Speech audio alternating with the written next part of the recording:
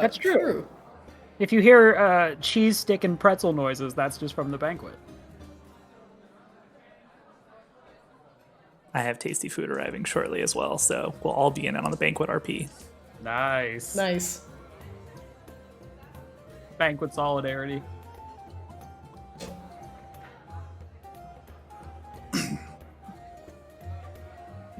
This fucking wheel of cheese on the table next to the like fucking cherries or tomatoes or whatever looks like some fucking Pac-Man shit. Waka waka waka waka waka waka. Actually, we should steal that wheel of cheese. I've got cheese right here, so that cheese is mine. Canonically yours. Stealing my cheese. This is my cheese now.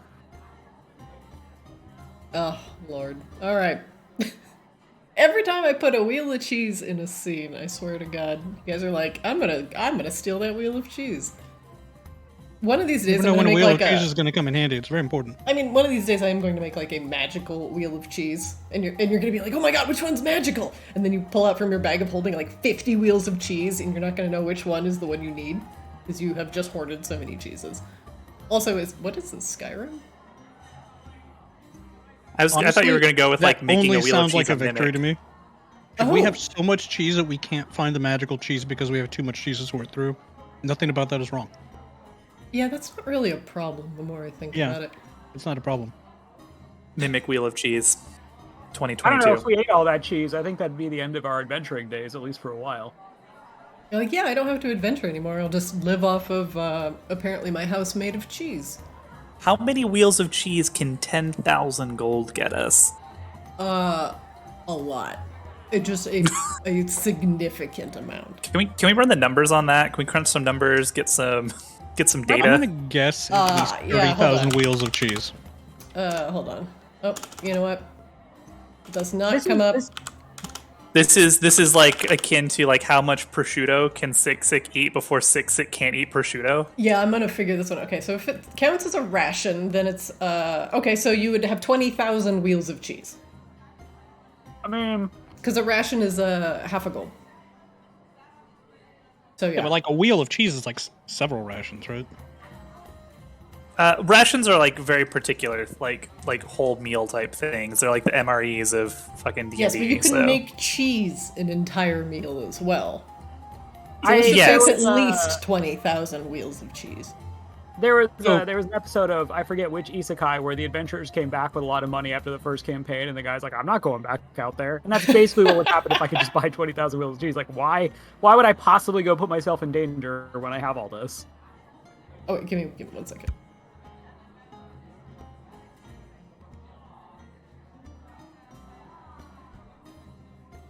I mean, and that can be the end of the Arctis adventure, you know? Like, yes, the adventurers finally got what they all wanted. 20,000 wheels of cheese. And have I believe at retired that happily. point it's technically measured as a strategic stockpile of cheese. Right, and I just want to point out that we could just do that now. Yeah. Yeah. You know, Right now. live your best D&D life. Spin up the stream. Okay, we're all just retiring on our strategic stockpile of 20,000 wheels of cheese. Yeah, Thanks, stream. screw the Ascendant, you know, screw it, the plot. Tonight's cheese. tonight's session is literally just the ending credits of Remember the Titans, where it's like Akashba went on to become a reporter for ABC and ate all of his cheese. And it just goes on to rain.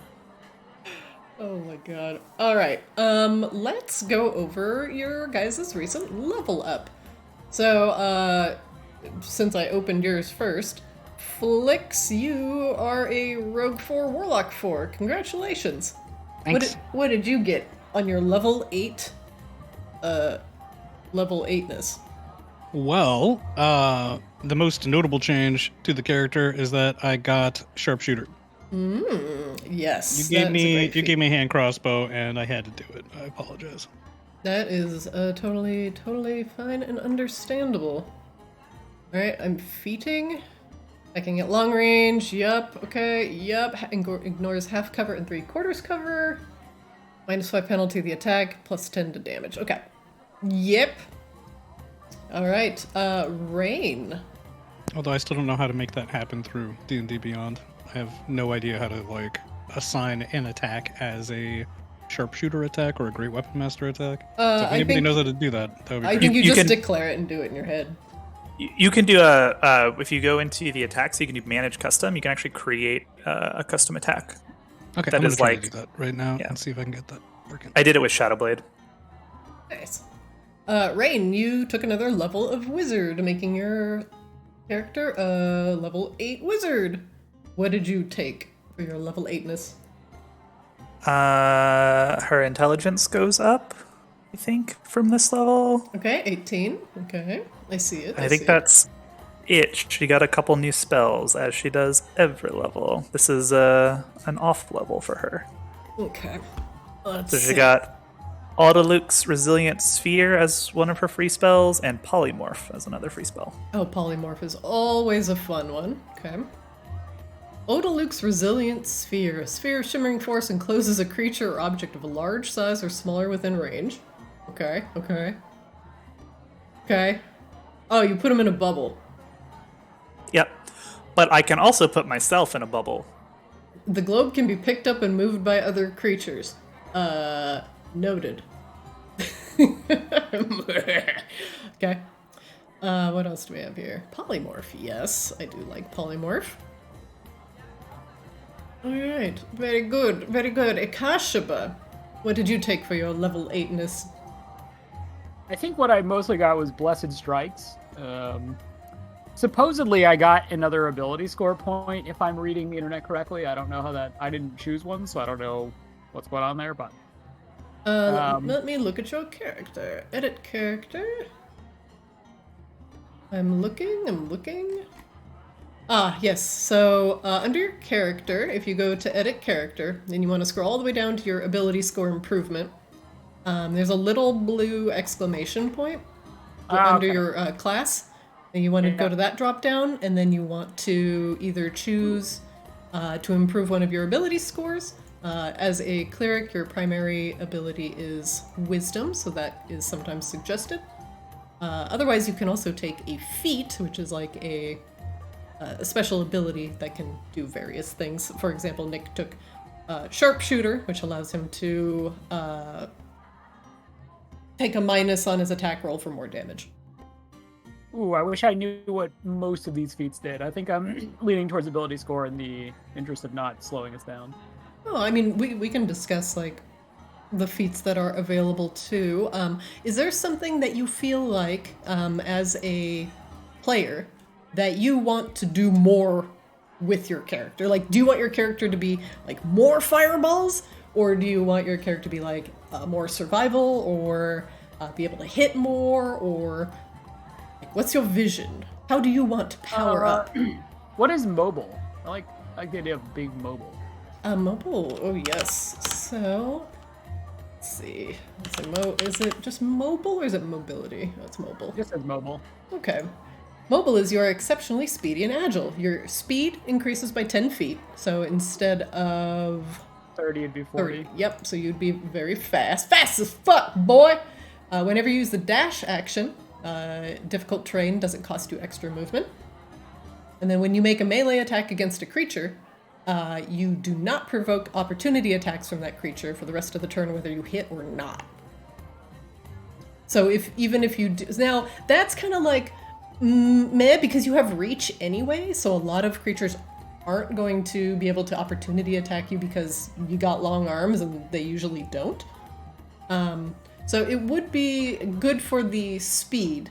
I also find that I oftentimes just end up pinned against something by some creature who is like not respecting my 10-foot range but wants to be in my 5-foot range. So like having the ability to just get away from it and not trigger an attack of opportunity would be pretty sick. Yeah, absolutely. But you would have to make a melee attack first, and then either hit or miss, and then you could move. Without being attacked. Yeah, Yeah, I like that. I like mobile. Yeah. Let's do that. you can totally take that. Great. Got your back against the wall. Oh, did I? It's still a blue exclamation mark. Have I just like missed? Like, should I have taken like another one earlier? Like. No. I'm also in your character sheet. Let me shut this Oh, down. go ahead. Yeah. Okay. Go ahead and try again.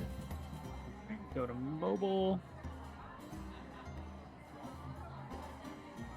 Mobile. You are exceptionally speedy and agile. Okay, great. It looks like it went through. Great. Okay, nice. Cool. Alright, I'm gonna bring up your character one more time. Hmm? Let me see your feet. Ew. Ew. Okay, I see your mobile down there. Very good, very good. Now, do you have any more spells you need to take at level 8? No, I just have now I have a second, fourth level spell, it looks like. Okay, awesome. Yep. And then you have a new ability. Let's see. Not warding for Blessed Strikes. When a creature takes damage from one of your cantrips or weapon attacks, you can also deal 1d8 radiant damage to that creature. Ooh. Okay, Yeah, buddy. Once you deal this damage, you can't use this feature again until the start of your next turn. Okay. Radiant damage. That is very cool. Alright. Yeah. It's a great time to be in the doming business. Alright, Bugbear. Very good. I'm glad everybody leveled up to 8. Let us begin with a lovely recap of last session. Since it's been a couple weeks, you all are the winners of the hunt! Hooray! But the final room Yay. of the hunt held one final challenger, a sleeping Rowley, after she managed to trip one of the pedestal's hidden traps. You all managed to trip the trap on purpose to put the bugbear back to sleep, and you were able to place each of the crystals of the hunt on the correct pedestals.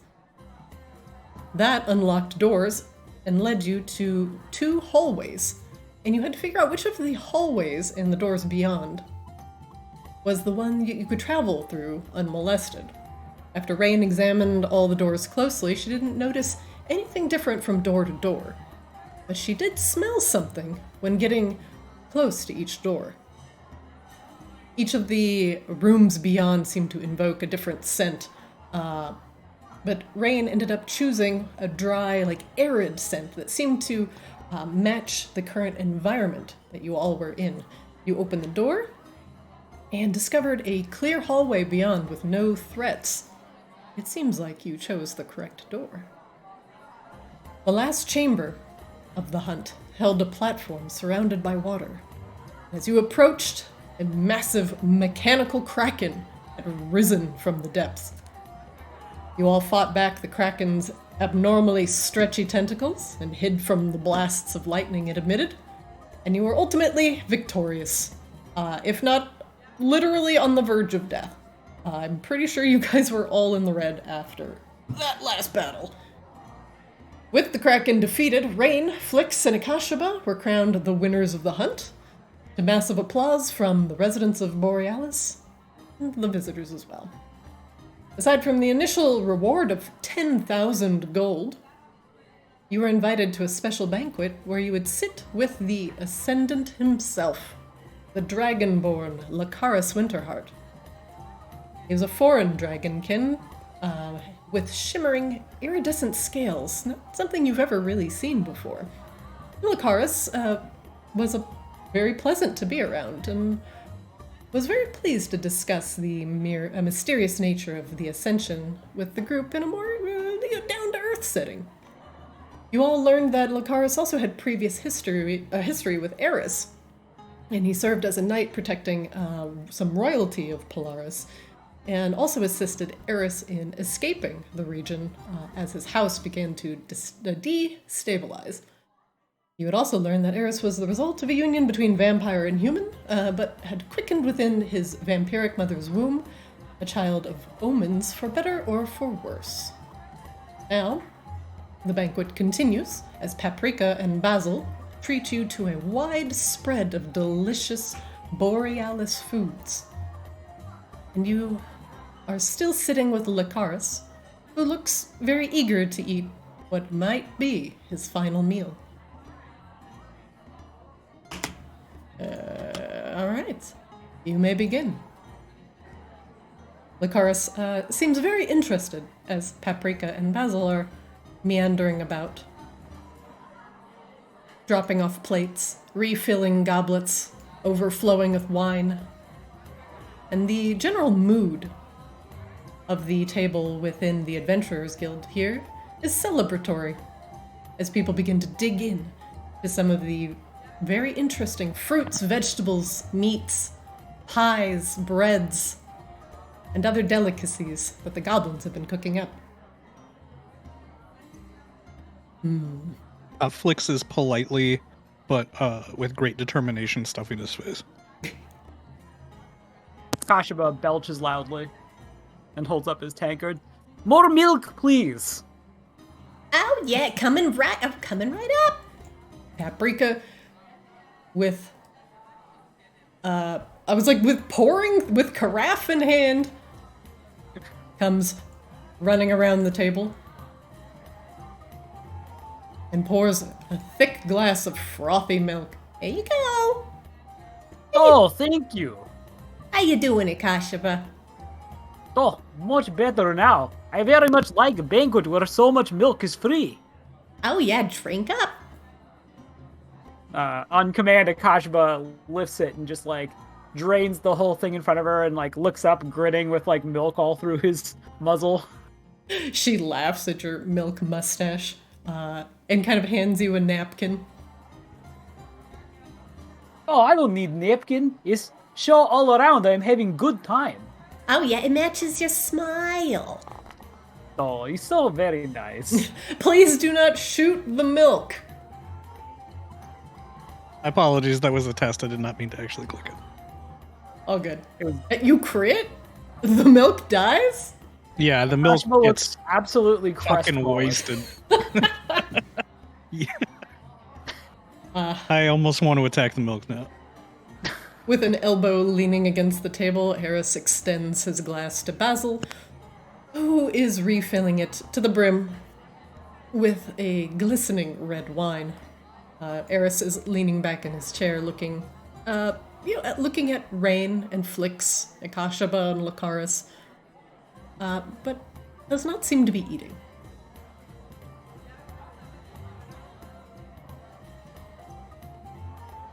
Akashaba picks up a piece of bread and just scarfs it down in like 2 bites. Just, all the food here is so good. Oh, you flatter me. Well, we've been cooking this up, for a while now. We got some special, bugbear-like breads. Here. She, hops onto the table, grabs, a slice of bread. Now, it's common in the bugbear diet to, actually infuse a small quantity of, she, leans in and whispers, just, a little bit of meat, a little bit of blood, to kind of keep the bread nice and moist. But if you want a non-meat option, we just got the normal grain bread too. No, his blood is good, You consume essence of other thing and it makes you stronger and wiser. She nods. Yeah, I thought you Like might like around it. a mouthful of food. Isn't that what vampires do? This blood is dead. Akashaba stops and looks like he's thinking about. Yeah, he's dead. Yep, I would have to say this blood was never alive in the first place, but If inside, maybe it was living. Kind of if you Akashaba looks very perplexed now. I mean, if you want meat that was not formerly alive, I don't know where I could possibly source that from. That sounds ridiculous. No, blood is good. And he turns to Eris and he holds out his paw. I feel bad. I have been eating all of this. Would you like some? Eris takes a small slice out of what seems to be kindness, but not necessity, and spreads a little bit of butter on it, taking a delicate bite. He nods, says it is surprisingly good, and Paprika kind of blushes as Eris samples her food. Akashaba does the Robert Redford slow zoom-in gif of approval as he eats. The slow, nod, yes. I 100% want this gif now. I'm just Akashaba, just nodding. Oh, it's so much good food. We have so much to share. Yes, but all you want. We got berry pies, we got meat pies, we got fruits, vegetables, bread, soups, anything your heart desires. Rain has like a mouthful of tasty chicken as she's just like stuffing her face, and like right next to her on the table, there's just a plate piled high with grapes, and Iko is just gorging himself. Oh my, he's not going to be able to fly after that. His belly distends. The fat bat who has gorged himself on grapes lets out a burp of appreciation. Oh, that was good one, Bat. Well done. The bat appears to be now very tired. Yeah, that sounds about right.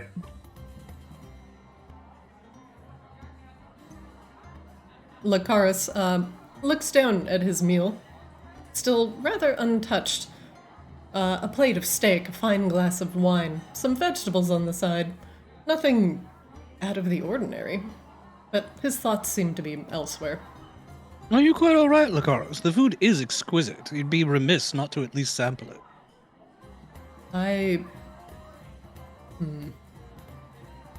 Well, now that I know that this could potentially be my final meal, It's a bit sobering. He looks up at Flix. Your final meal in what way? Well, the ascendancy is tomorrow, and at least from the vagaries I know, I will no longer require the need of food, or water, or any of these earthly pleasures. Oh, Akashba interjects. You don't have to eat, you get to eat. He looks up. Oh. Well, yes, I suppose I... That's true. You would never have to settle for anything substandard. You could reserve your moments of consumption only for when you're faced with the finest cuisine, such as you are now. Forgive me, I do not mean to be rude. He takes a small bite Not of... rude at all. He picks up his knife and begins cutting into the steak. Perfectly cooked, by the way. Are you having second thoughts about the Ascension?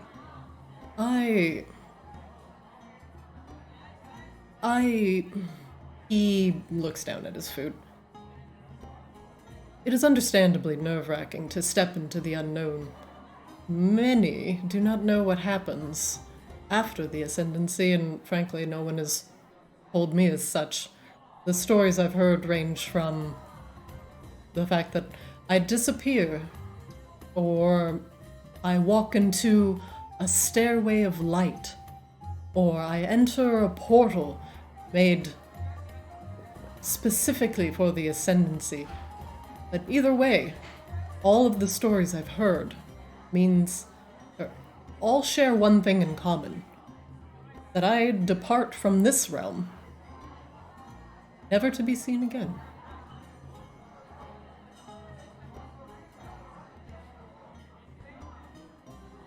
He sounds Huh. very He heavy. eats the steak. Well, understandably, I am mortal like yourself, my friends, and the thought of the unknown, even with all my experience, still frightens me a bit. Oh, I find the novelty entirely exciting. An awful lot like My dying people to me. exist, and then we don't exist, and that's about the sum of it. These in-between states.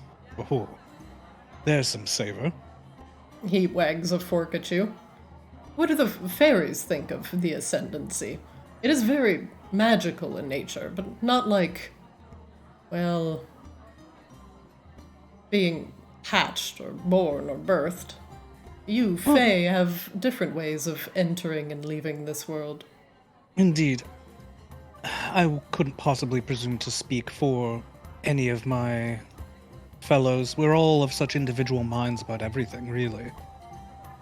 But, and not typically given much to religion for the same reasons. We're just not part of that cycle, it seems. And given our nature, there's rather a dearth of scholarly sorts among us to research the matter. And it doesn't seem as though any of the mortal races have taken it upon themselves to investigate either, so I suppose we just don't know. Well, it seems like the Fae have always been interested in keeping an eye on the current state of affairs, living in the moment. Creatures of Indeed. passion. That is the only moment that actually matters, after all. Then It's you a must. good way to live. He nods. Well, then you must think of me as a bit of a fool to be worrying about the future as such. No, you have a reason to be concerned about what happens tomorrow. Living in the moment is one thing, but one moment does lead into the next, after all. Now, if you were planning for a decade or 2 decades from now, why, any number of things could happen in the interim that would completely dash your plans to bits. But tomorrow, well, that's as near as a sure thing as one can have, yeah? Indeed. The sun will rise, and the sun will set, and the moon will rise, and such the cycle will continue. And I will depart this world in order to make it a better place for all in the future. That is ultimately my intent. But it does I don't feel a think bit it's a like... sacrifice, though. It seems feels as though a the bit like Ascendants... dying, though. It feels like a detachment.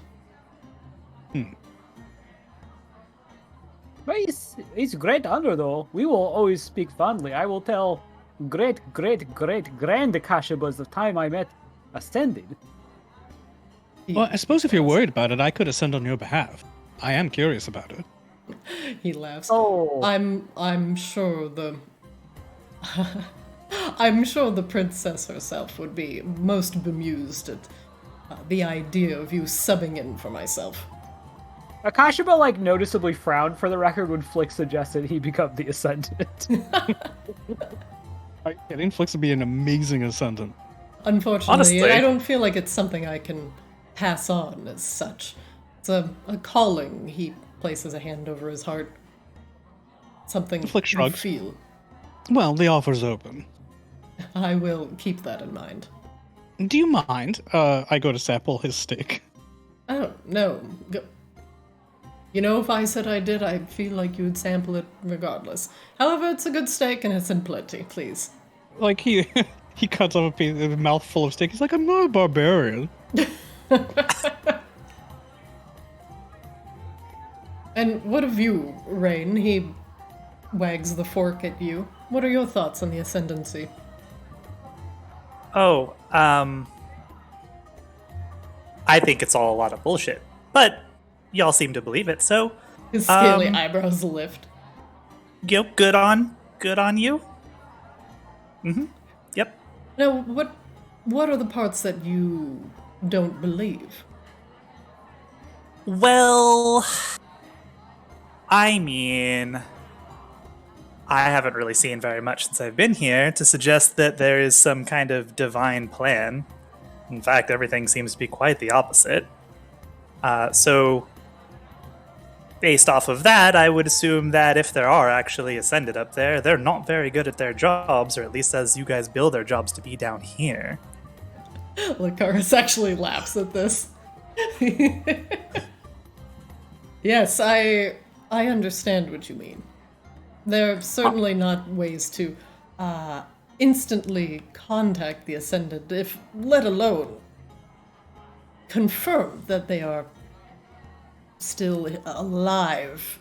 He raises his claws in air quotes. Honestly, as far as I know, there could just be some giant magical space monster out there that is actually just using the whole ascendancy thing to, lure very powerful souls so it can consume them for food and sustenance. Yeah. My Akashiba frowns at that, too. Lucaris actually looks at Rain for a long moment, grabs a glass of wine and just takes a long drink. I certainly hope for my sake and yours that is not true. I mean, stranger things have happened. Oh, it's not true, Lucaris. You are going to ascend, you are going to have lots of fun being ascended, having people constantly worship you. It's going to be great. Constantly nagging you to fix their minor trivial problems. No, Listen, everyone knows Ascended is there, but you are expected to help yourself first. You don't just go, Oh, Ascended. right, of course. I'm sure everybody who prays to Yeah, the like, Ascended is you know, does it for a Infused with very important power and reason. able to do whatever you wish whenever you wish it. Yeah. Free of sounds good. earthly concerns utterly. I mean, I know plenty of people like that back home, and they didn't have to ascend to get that kind of power, frankly. Well, that's not true. They may have seemed free. But I assure you, if they were in positions of power, there were very heavy fetters upon them. Don't We think you bugbear- understand how power works, Flix. Did he? Okay. What did you say? I don't understand how power works. Said I don't think you quite understand how power works. I think I might have a better understanding of how power works than you do. Akashaba holds I up a doubt paw, that. like refusing to be ignored again. We bugbear have saying, if you poop and it is stuck in fur, you have to get it out. Ascended not help you. We don't go to Ascended for everything.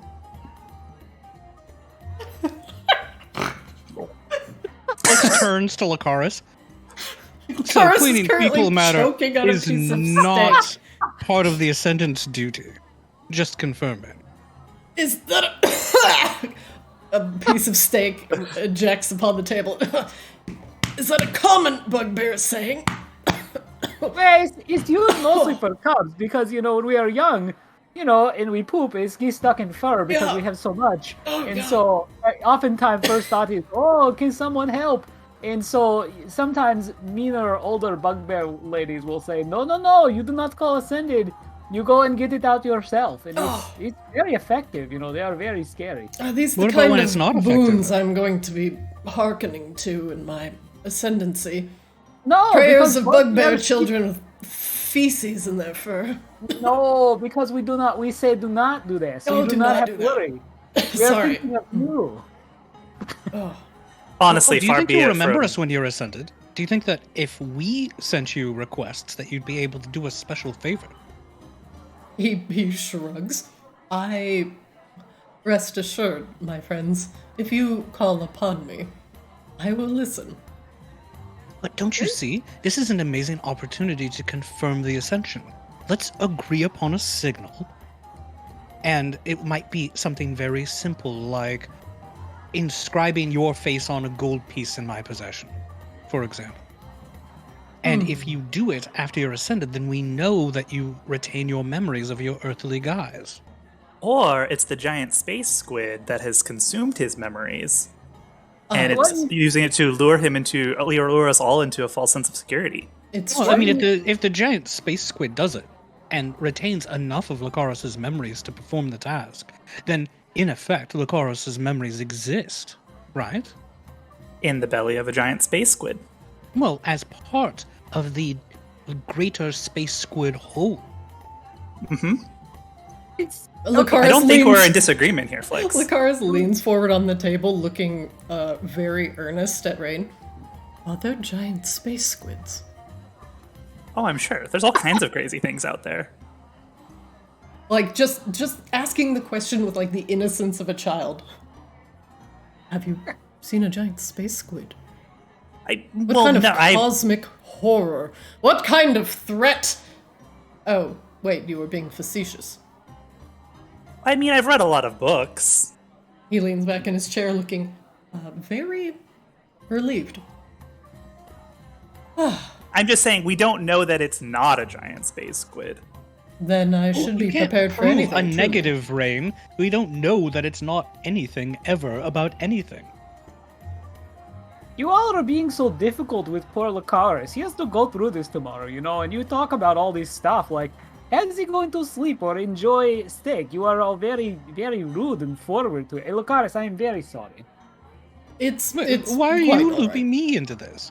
Please, I'm just saying, you both talking about giant space squids like, man doesn't have to deal with this tomorrow.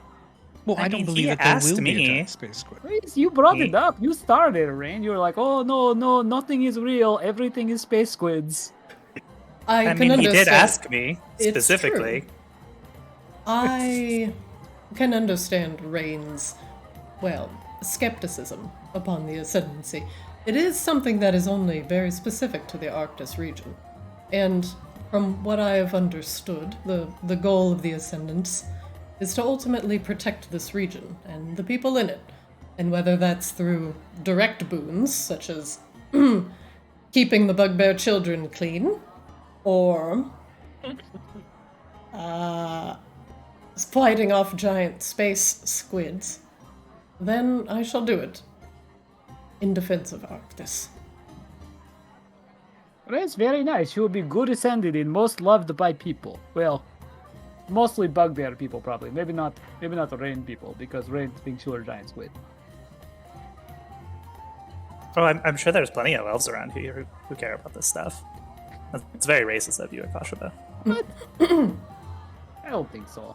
These, What do you mean, you people? we're like you elves. You seem like elves maybe do not believe in ascended where you are from. So, it seems like common thing. Is that not the case? Well, I mean, we don't have ascended where I come from. And it's not just elves. So if you do not have them there, it's probably very common that elves do not believe in them. I mean, nobody believes in them from where I'm from because we don't have them. They're not a thing. Yeah, isn't that what I said? You don't believe in them. Yeah, but then you had to loop in the fact that all elves don't believe in it. Well, There are it plenty seems of like- elves around here, it I'm seems sure. like- it seems like it's probably Actually- true. Rain pauses for a second, looks around. There actually aren't very many elves I don't think that she's seen in Arctis, are there? There is an elf here, next to Eris. Okay. Let me look at the table here. There's another one a little bit further down. And yeah, I think that's it at the table.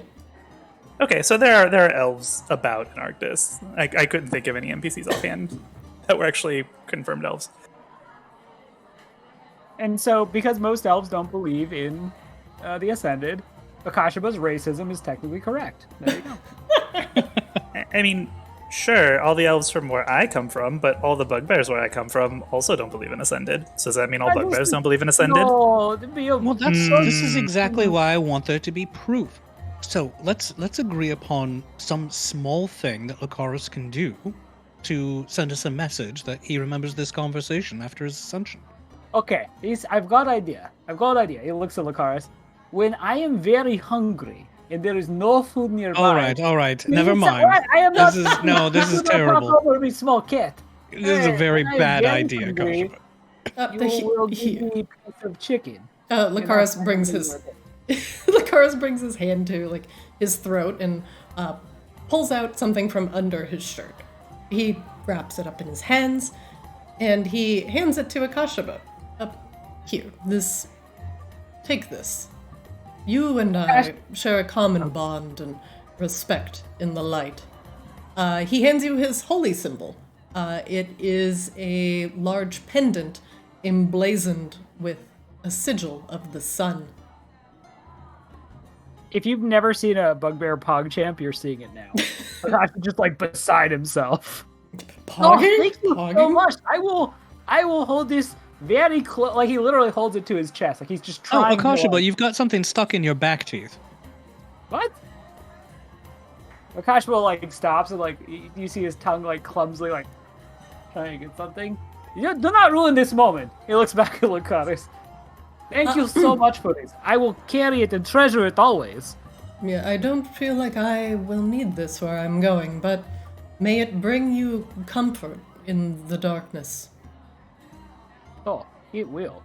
I mean, honestly, if you are able to see us from the beyond, when we do battle with vampire barons, some timely light assistance would be a good way to reveal that you remember this conversation.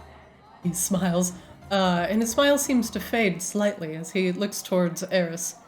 Yes, we do seem to have a vampire problem at a very particularly bad time. Eris has still not finished his piece of bread from Akashaba, but it is half eaten. Eris looks up. I'm sorry, what? Your vampire problem. The Baron sticks. Eris sighs and sets his bread down. Yes, I wish you didn't have to go, Lucaris. We've ended up coming so far. Lucaris nods and looks towards the group. Well, perhaps, Eris, you can finally find someone you can trust again, and they can help you. Oh Eris- yeah, you might have missed this before you sat down. We all agreed to just murder your baron for you, so we're at least starting on good terms.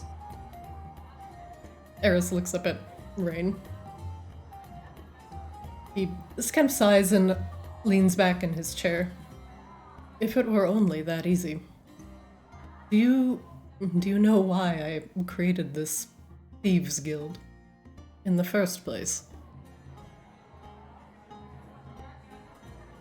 I can only assume because power's all you know, and establishing structures of power around yourself is a coping mechanism. He shakes his head. It would be, well, he kind of thinks, well, also probably that, but my goals, ultimately, were to find a group of very skilled thieves, some of the best, in order to retrieve artifacts from my fallen house.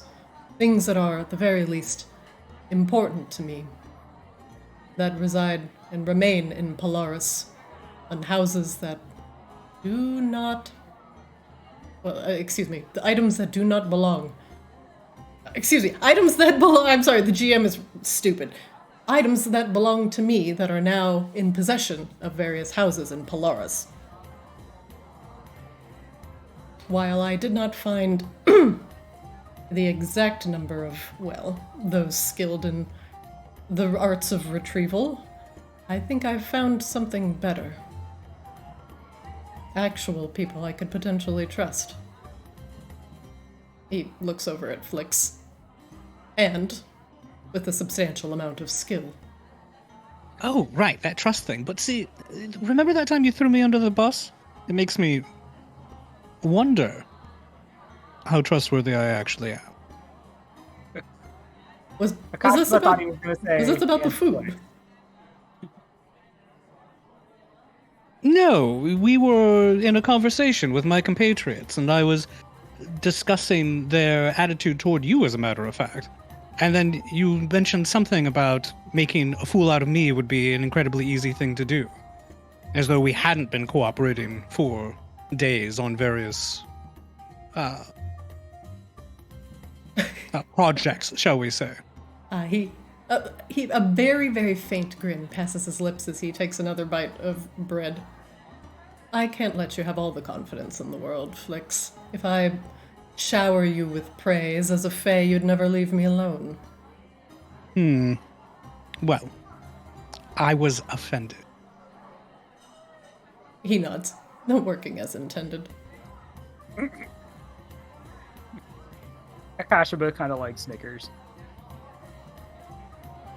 Lacarissa frowns. I am sorry, Eris, that I cannot remain in order for you to at least retrieve the items of your house. Eris holds up a hand and shakes his head. No, it's fine.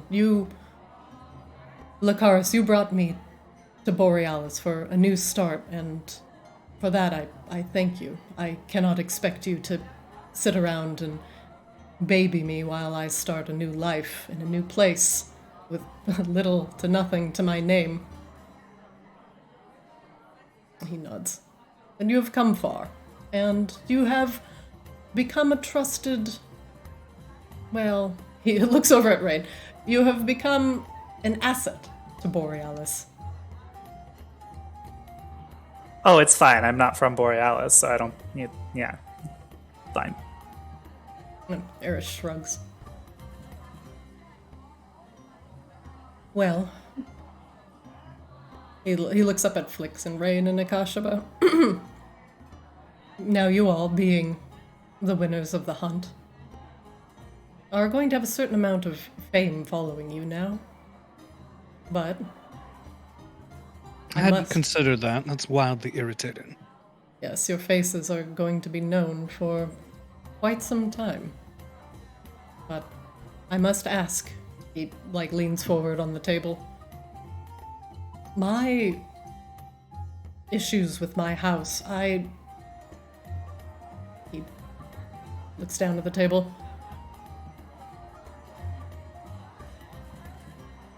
If we could come to some sort of agreement, I feel like your skills would come in great handy. Oh, I'm in. What is the nature of the agreement that you had in mind?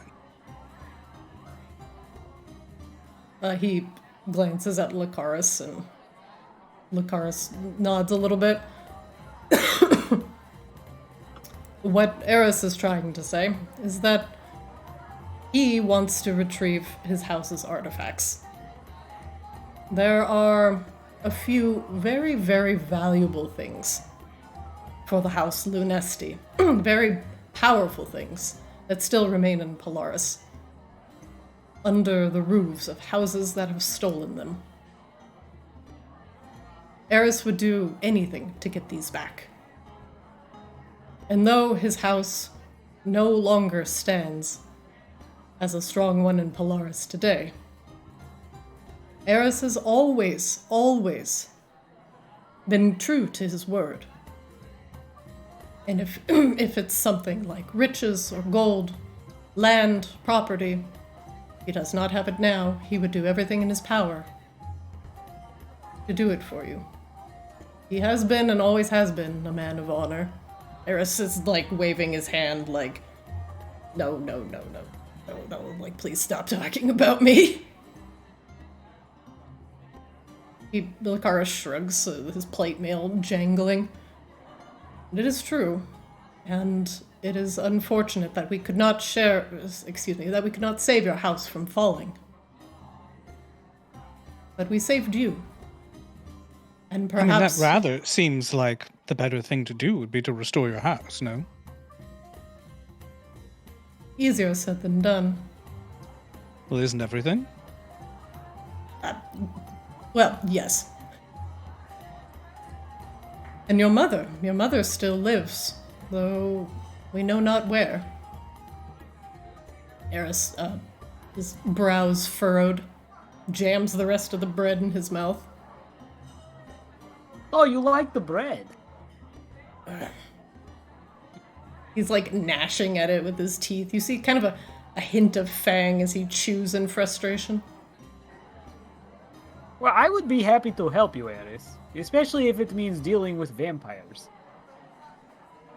But there are a lot of vampires. Akashpa grins.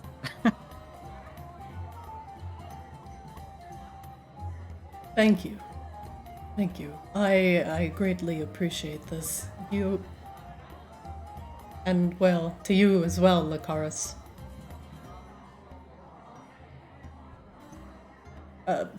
Lucaris nods. Well then, Akashaba flicks Rain. If you would agree, then perhaps we can take some first steps into, at the very least, retrieving the things that are valuable to me. And I shall most assuredly do what I can to make it worth your time. But this path would be fraught with danger, and as Akashaba mentioned, a significant amount of not just vampires, but other Polarans, things that dwell in the dark. Are you in? I mean, yes, I rather imagine that we are, although, Rain, you had significant reservations about our compatriot here. As did you to some extent, Akashaba. Have you both gotten over those reservations? Well, Eris seems like good guy. He give us chance to go out and deal with vampires and make a safer place. So, it's all in same direction to me. Eris holds up a finger to Akashaba. I would not consider myself good nor evil, but a survivor. As he's talking, Akashaba just gives him like the friendly, overly enthusiastic pat on back. Lucaris says you are good. I am inclined to believe Lucaris. He is ascendant of light. Why would he possibly lie? Yes, well, if Lucaris's word is what you need to take comfort that I will not bite your neck in the night, then I will take it. Chorus laughs and actually takes a bite of steak this time. Oh, okay. Akashima like looks like he's like kind of doing some mental calculus and then kind of like smiles uneasily. And you, Rain. He looks up, kind of very intently looking Rain in the eyes. Rain's kind of fiddling with her lute and tuning hit. Well, it might shock you to hear this, Eris, but I think I have quite a bit more in common than not. But there's one thing that I can't quite get over. What's that? She reaches into her bag, pulls out Frank's skull, and sets it on the table, and like smears the rest of the smudge of the explosive rune on his head away. So, I have a problem.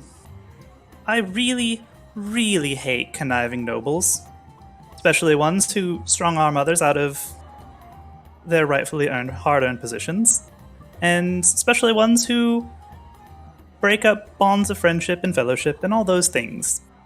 In general, honestly, you don't even really have to pay me very much to go and tear all that shit down, but what Flix looks at you and gives you the look like, don't talk about not getting paid.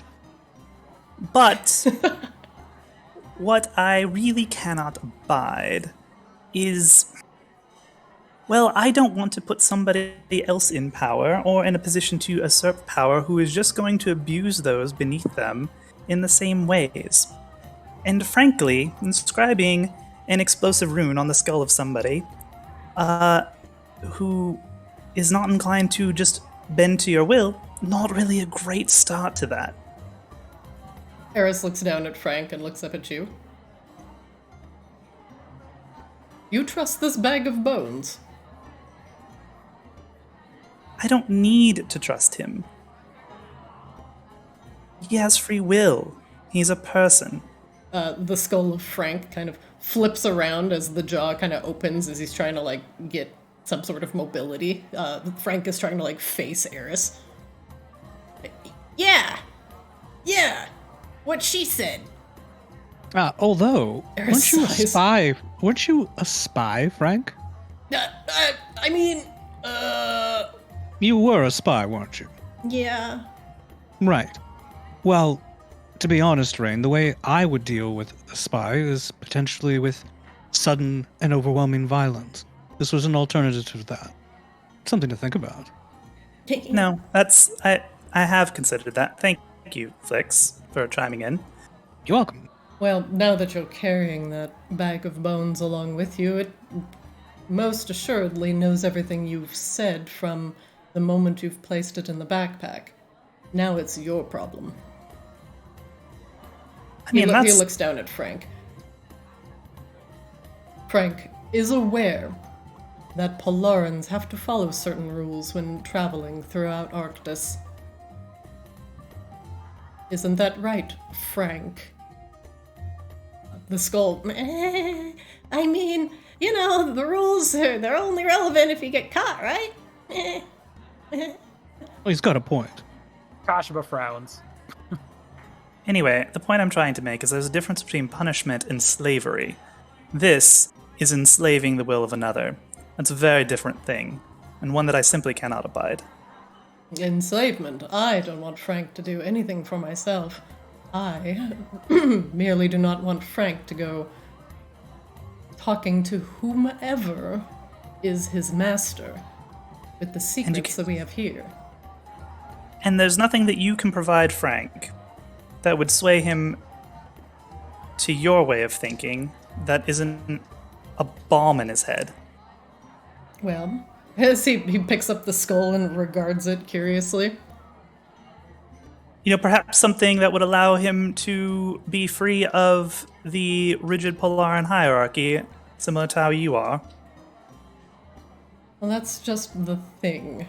Is that someone like Frank here, as he's looking at the skull up and down and around, and he kind of tosses it from hand to hand, regardless if he is in the Polaris region or not, he is a Polaran. We all consider the Polarans the sentient undead, and they do have to follow a particular code and rules when going from place to place. They can cause quite a ruckus, and things like Frank do not have to eat, sleep, breathe. They do make the perfect spies. They cannot be tortured. They cannot have information drawn out of them. They are curiously immune to many mind-altering magics. What might seem as a simple and curious creature to you, he tosses the skull back to Rain, kind of haphazardly. Don't underestimate things like Frank. When you find them hidden in your attic, or perhaps in the bottom of the ocean, just waiting for their chance to strike, after years of waiting, you too may become more cautious around them, even when they have innocent and childlike demeanors. Frank's Oh, don't misunderstand me. Frank, man, I'm just full of jokes. Don't listen to Eris. I'm just a traveler. I just want to see the world. Don't misunderstand me. I don't underestimate Frank. I know he's probably a right shitbag. At least he was at one point. Hey. You know that already. I'm sorry, Hey. Frank, but it's true. Oh. You know it's true. It's true, Frank. Oh. Yeah. We You can't do be a- sure it was true, Frank. It was only a little necromancy. Anyway, the point being, I'm not underestimating Frank. I know he's a hell of a lot more than he lets on. But so are you. He nods. That I can agree with. And yes, And there will be... I would rather trust in people and free will than trust in insurance policies like this. Because this is not how you make anything change. This is just how you make it stay the same. And with that, she casts Dispel Magic on the rune on Frank.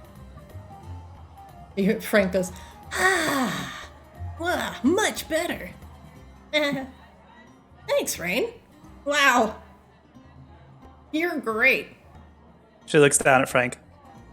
Please don't make me regret that. But He clacks his jaw at you. Well, I mean, to be honest, if he does, it's too late. it's true.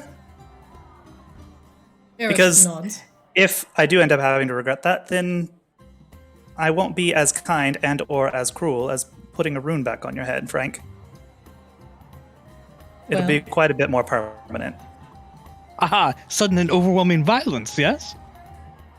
Well, Rain, That is my it preferred method of dealing with things. It is true. If you truly believe in the free will, like most Polarans do, then I will not stop you. I don't think most Polarans believe in free will at all, from everything that I've seen.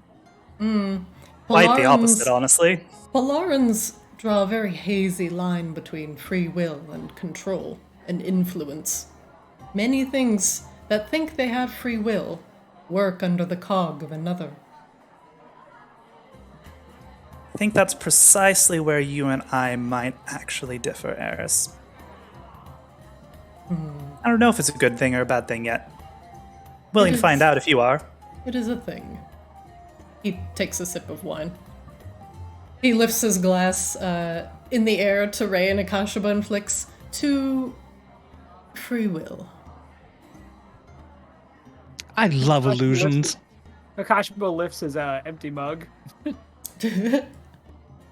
Basil comes by, fills it with milk. Oh, thank you. And then Akashba like lifts it in the direction of Eris. Cheers. He clinks Cheers. glasses together. Lucaris joins in. To House Lunesti. To House Lunesti. Eris Mutually takes a sip. profitable ventures. He So drinks. putting my mace on Skull of Vampires. Indeed. Now, with that over, your fervor for the destruction of vampires is understandable. But let's take this step by step. The first thing is you've discovered that Baron Sebastian Styx does have an outpost near here. Most assuredly, there has to be something inside that could possibly give us some more information about where my family artifacts are hidden. If you could go back and try and find anything you can and bring it back to me, perhaps we can go from there. But that's the only thing I can think of. What are the odds that the Baron would still be there, or he would have moved on having been exposed? Himself there? Very low. He's probably not there anymore. And honestly, the more time we dally here, he may be relocating elsewhere. But we have things to concern ourselves with, such as the Ascension. But there must be some sort of remnant, I didn't say revenant, remnant, or some hint, or even something that you could get information from.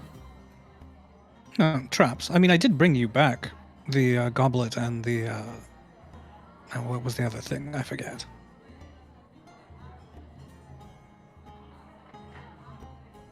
It's like some The seal, I believe it was a Wasn't goblet it? and a signet Seal. ring. Oh, that's right, the signet ring. Oh, that might come in handy. You should give that back to me. You receive it. House Styx signet. Yes, this will most assuredly come in handy.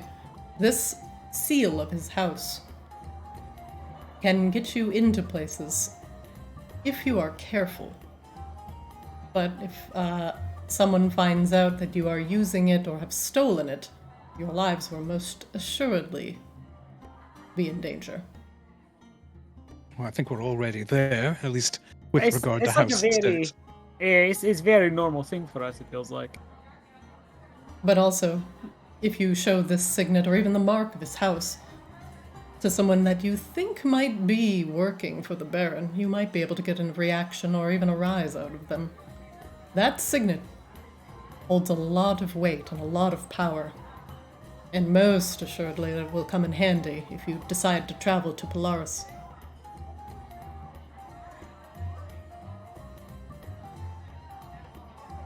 Polaris might not be a great place for me to go.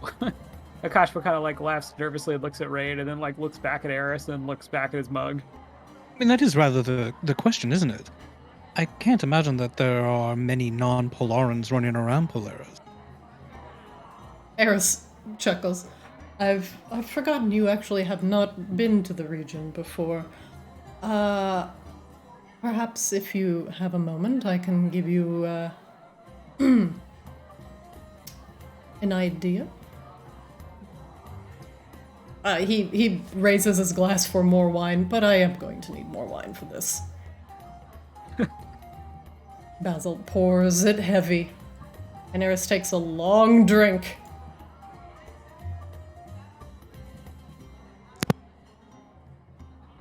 As you all know, Polaris is a curious region where the sun does not rise, and creatures that live in the night find solace there, including vampires and other dark-dwelling creatures, in order to keep business, he air quotes, running, and the houses running. They need some sort of commerce. Vampires are not known to be farmers, settlers. Vampires are known to be conquerors, alchemists, plotters. But what exactly are they fighting for? Aside from property, bragging rights. How do many of the houses of Polaris find their fortune? Polaris, at least some regions of it, actually have a significant amount of what you would consider tourism. Those that are fascinated by creatures of the night will visit there. And both kith and kin have made... He takes another long drink of wine. The bargaining of bodies an asset. There's a price for everything in Polaris, especially if you are breathing. If you are down on your luck, and you need a bit of coin, one can go to Polaris and exchange not their work for money, but a part of themselves, whether it is their own essence, their blood, perhaps an arm, an eye. Some of these vampires and other creatures consider, well, the living to be sources of income paid by the piece.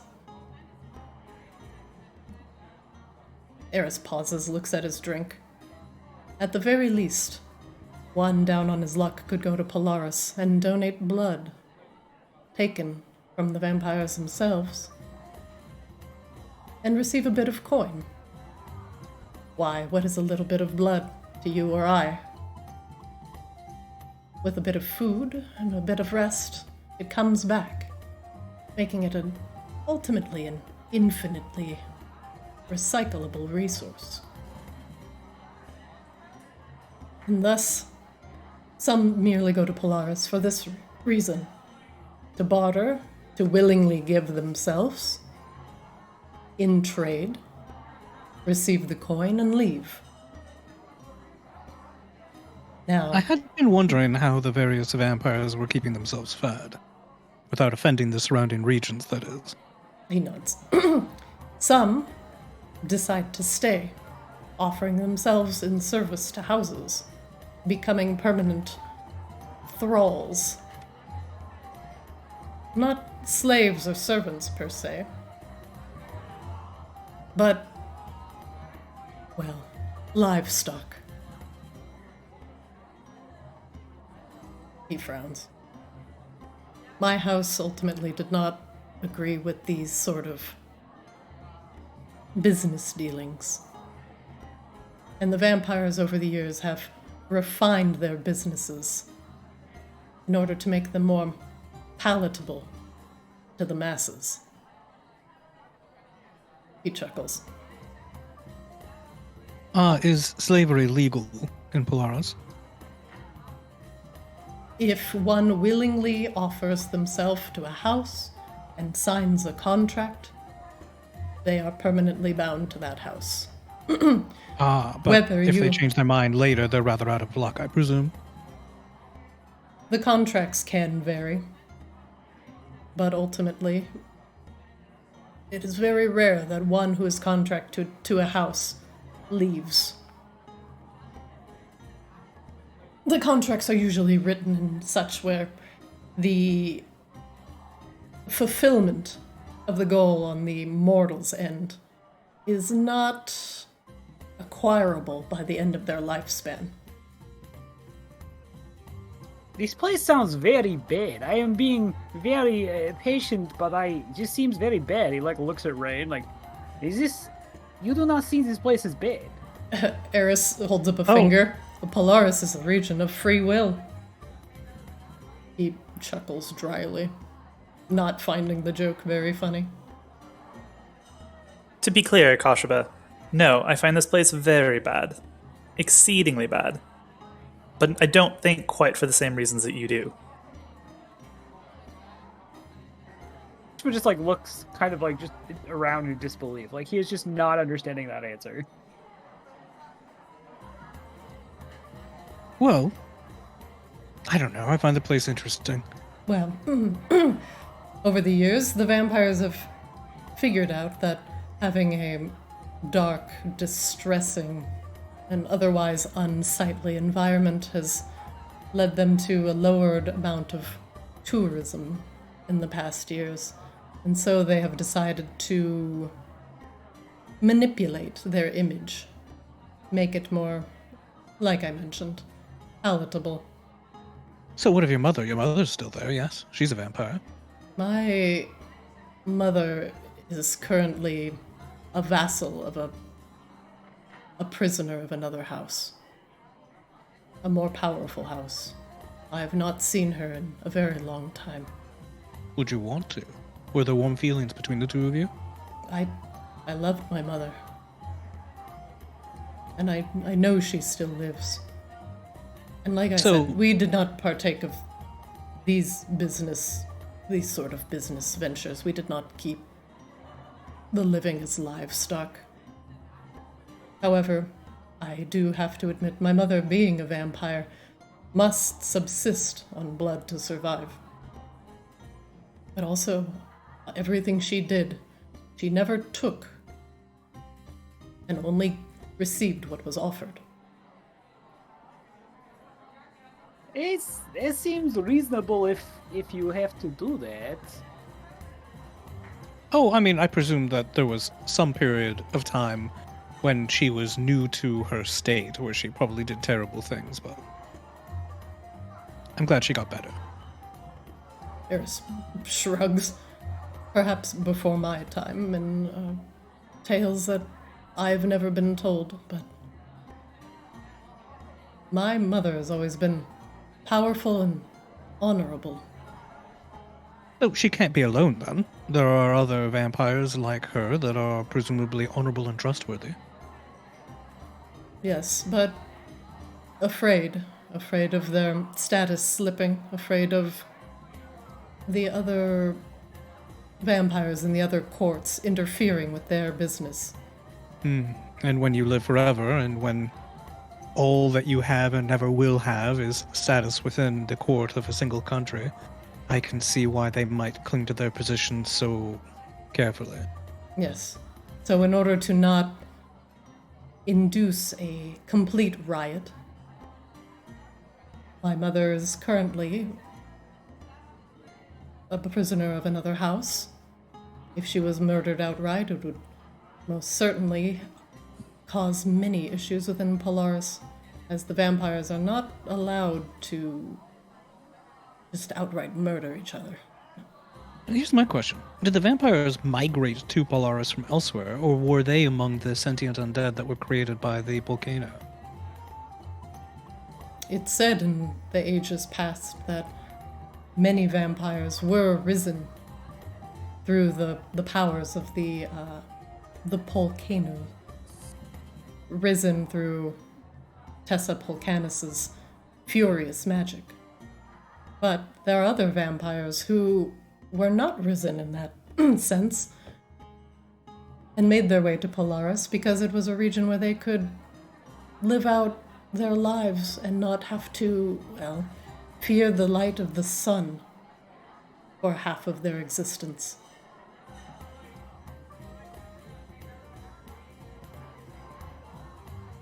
Yes, it does seem rather convenient for them, doesn't it? Yes. So, I will not go to say all vampires live in Polaris, but many do, and some were risen by the aberrant magics of the yesteryear.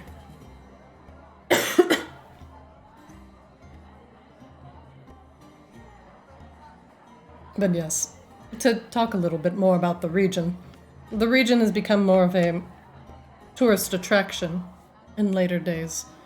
Excuse me, these days. Where those can go and partake in earthly delights. If you catch my meaning. I know, can you be more specific? Don't be more specific. It is a place of massive commerce, fine dining, the finest that even humanity could have to offer. Things that drive humans and elves and beastmen alike to see its wonders. Oh, that's the bait for the trap. Hedonism. He nods. Except it's not even very much of a trap, since just about everyone is free to leave afterward, Yes. provided they weren't foolish enough to sign any contracts. And those that go to Polaris that are inclined to partake in their earthly pleasures tend to all leave a little bit of something behind. Because what happens in Polaris stays in Polaris. I don't know, this sounds like quite a lot of fun, to be honest. And I assume that there are certain aspects of the commerce of Polaris that push individuals towards longer term stays of indentured servitude. Oh, indentured servitude, no, but more like long periods of where you cannot tell the time or the sun does not rise. And there is always entertainment. But I'm sure there's also plenty of ways to wind up in debt to one person or another as well. He taps his nose with a finger. Exactly. Some can go into debt and suddenly find themselves tied to a house they're indebted to. I guess this brings me to the next question. Each of these houses is ridiculously powerful and has had, presumably, centuries to establish their security. How is it exactly that you were hoping that we would retrieve these artifacts of yours? Do you know exactly where they are? Or do we have to hunt them down as well? He frowns. I have vague ideas and vague knowledge of who may be holding them, but I fear that they have been passed from house to house in a series of transactions. He sighs. Some of my things even have been auctioned off to the highest bidder. Curios of a fallen house. And the Baron, our Baron here, is he uniquely responsible for your current situation, or is there another house that is more culpable or shares in culpability?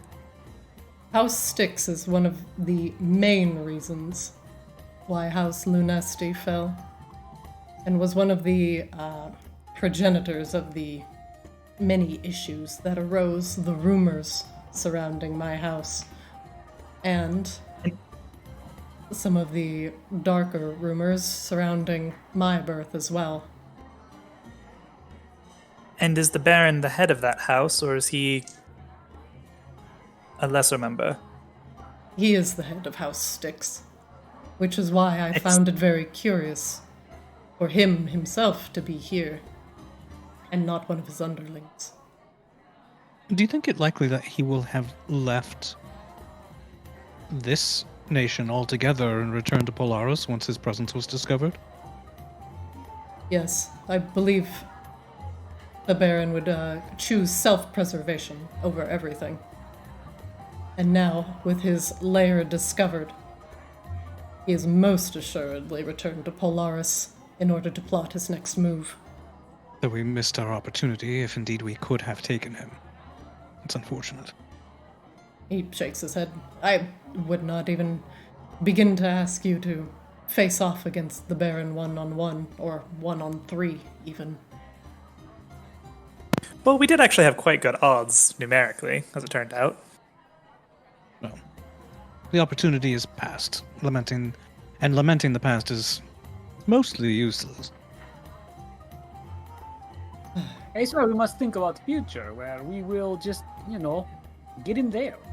Kashima shrugs. Yes, and it may be difficult for you to get in there with a certain amount of subtlety. You all do stand out a little bit, and you yourself, Akashaba, being a cleric of the light, may not make many friends in Polaris. However, And now we're famous, which is extra useful.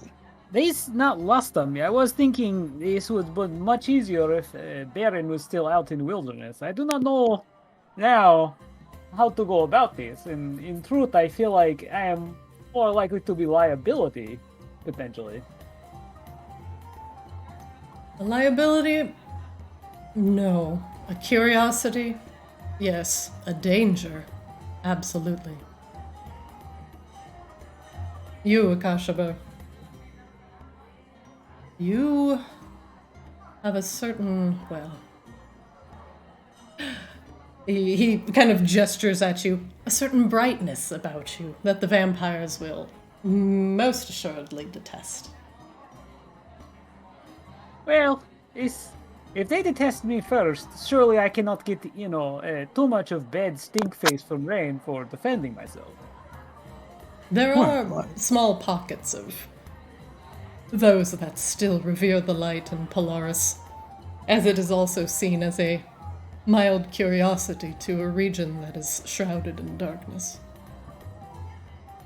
But it is mostly for the visitors themselves to find solace, rather than for the vampires themselves. Kashba nods at that, taking it in stride. You were going to say Just something, think you right? could bring over new followers to the light. Or, and he points at Flix, he's like, I like what you're thinking, but think bigger. What if we make Polaris into Stronghold of the Light? I'll let you handle that project. Okay, we all have little jobs to do. The Ascendant leans forward a little bit. What Eris is also leaving out is that his particular house Lunesti, had a certain amount of, well, a certain amount of ties to the light. Isn't that right, Eris? Eris crosses his arms over his chest. Well, if you consider moonlight light. I mean, it is in the name. Hey, it's right there. We count that. We take those. We'll take those. We'll count it. Well, that is particularly true. We were, at least one of the more light-aspected houses that contained vampires, but yes, we had and have strong ties to the moon and various lunar rituals and magic. But those sort of practices were more strongly in my mother's house. Or, excuse me, my mother's repertoire. I only have a dabbling, passing knowledge of some of the lunar magic of my house. Are all the houses of Polaris led by vampires? Or are there other entities as well? No, not all of them are led by vampires. Some are also led by other various long-lived creatures. But there are many houses, many courts, and many names. Each serving, well, a different purpose, whether it's to serve a particular ascended, or themselves, or to merely gain riches and fame and renown within the region. And is there a central ruling body of some sort, or is it all just a bunch of little fiefdoms? The most powerful houses of Polaris all live under a shared roof. But he leans forward on the table. I don't mean they all live in one house, but as some kings wanted all of the royalty of the region to live in one sprawling palace in order to keep an eye on them, some of the higher courts have done the same, living in very, very large, sprawling, connected courts, very close to one another, packed tightly, in order for them to keep an eye not just on each other, but others as well. So there's no yes, central king? It's just these senior houses? there was a king at one point, and he ascended, leaving rules behind. Rules in order to keep Polaris a functioning region, despite all the darkness. I assume that you have access to these rules. Seems important for us to know. Peanuts. I do, in fact. And if you want a how to survive in Polaris survival guide, I would be most happy to provide you with one.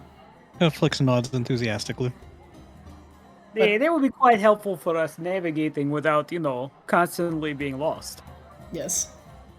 Or murdered. Also, yes. How are they gonna murder us? You have Priest of Light with you. Sorry, Cleric of Light with you. It's nothing bad gonna happen. So, the I mean, most... It's been very useful, but that hasn't stopped anyone from trying to murder us so far. The Including most- that vampire. The most powerful houses of Polaris, they do all share the single territory, and they rule as a court, deciding on rules and regulations as a governing body. And the lesser houses follow suit.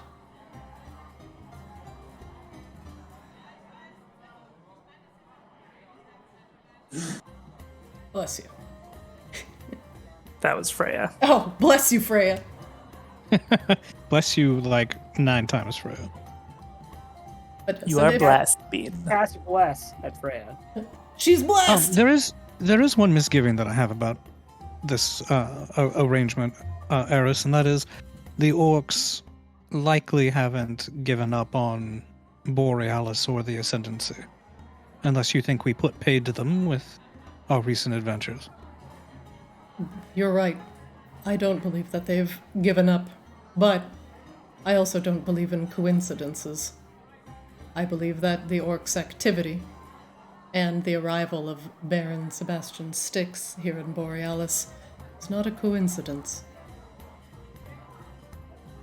And I'm Well, we already- concerned. We already know of a few locations that we do know that they were successful in doing whatever they were trying to do with the slow. He nods. Slow should not be in existence in Borealis, and that may be the thing that the Baron is curious about. Or maybe he Perhaps brought it here? Could be. I don't know if he has the power to do so. In fact, I don't know if anyone has the power to manipulate the flow of slow. Is slow something unique to Polaris then? Given its origin? He shakes his head. No, in fact, the origins of slow actually did not even originate in Polaris. It actually originated in the region of Isir. But some surmise to say that the slow is the blood of Arctis, powerful and potent, and flowing like veins beneath the depths of the earth.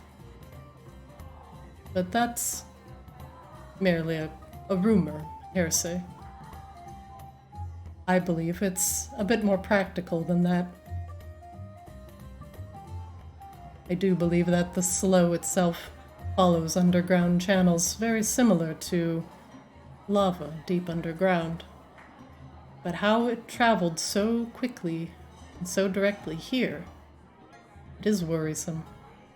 But I don't know anyone or anything that could control slow. It's, in itself, magic abhorrent.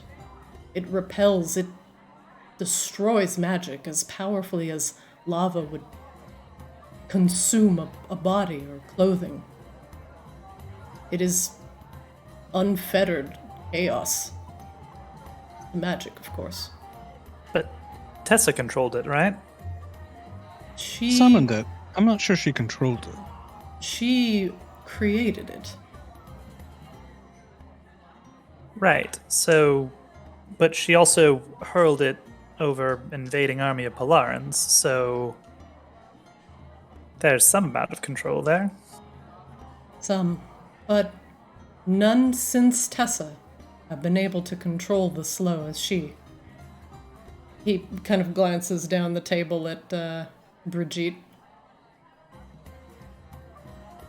Not even her descendants.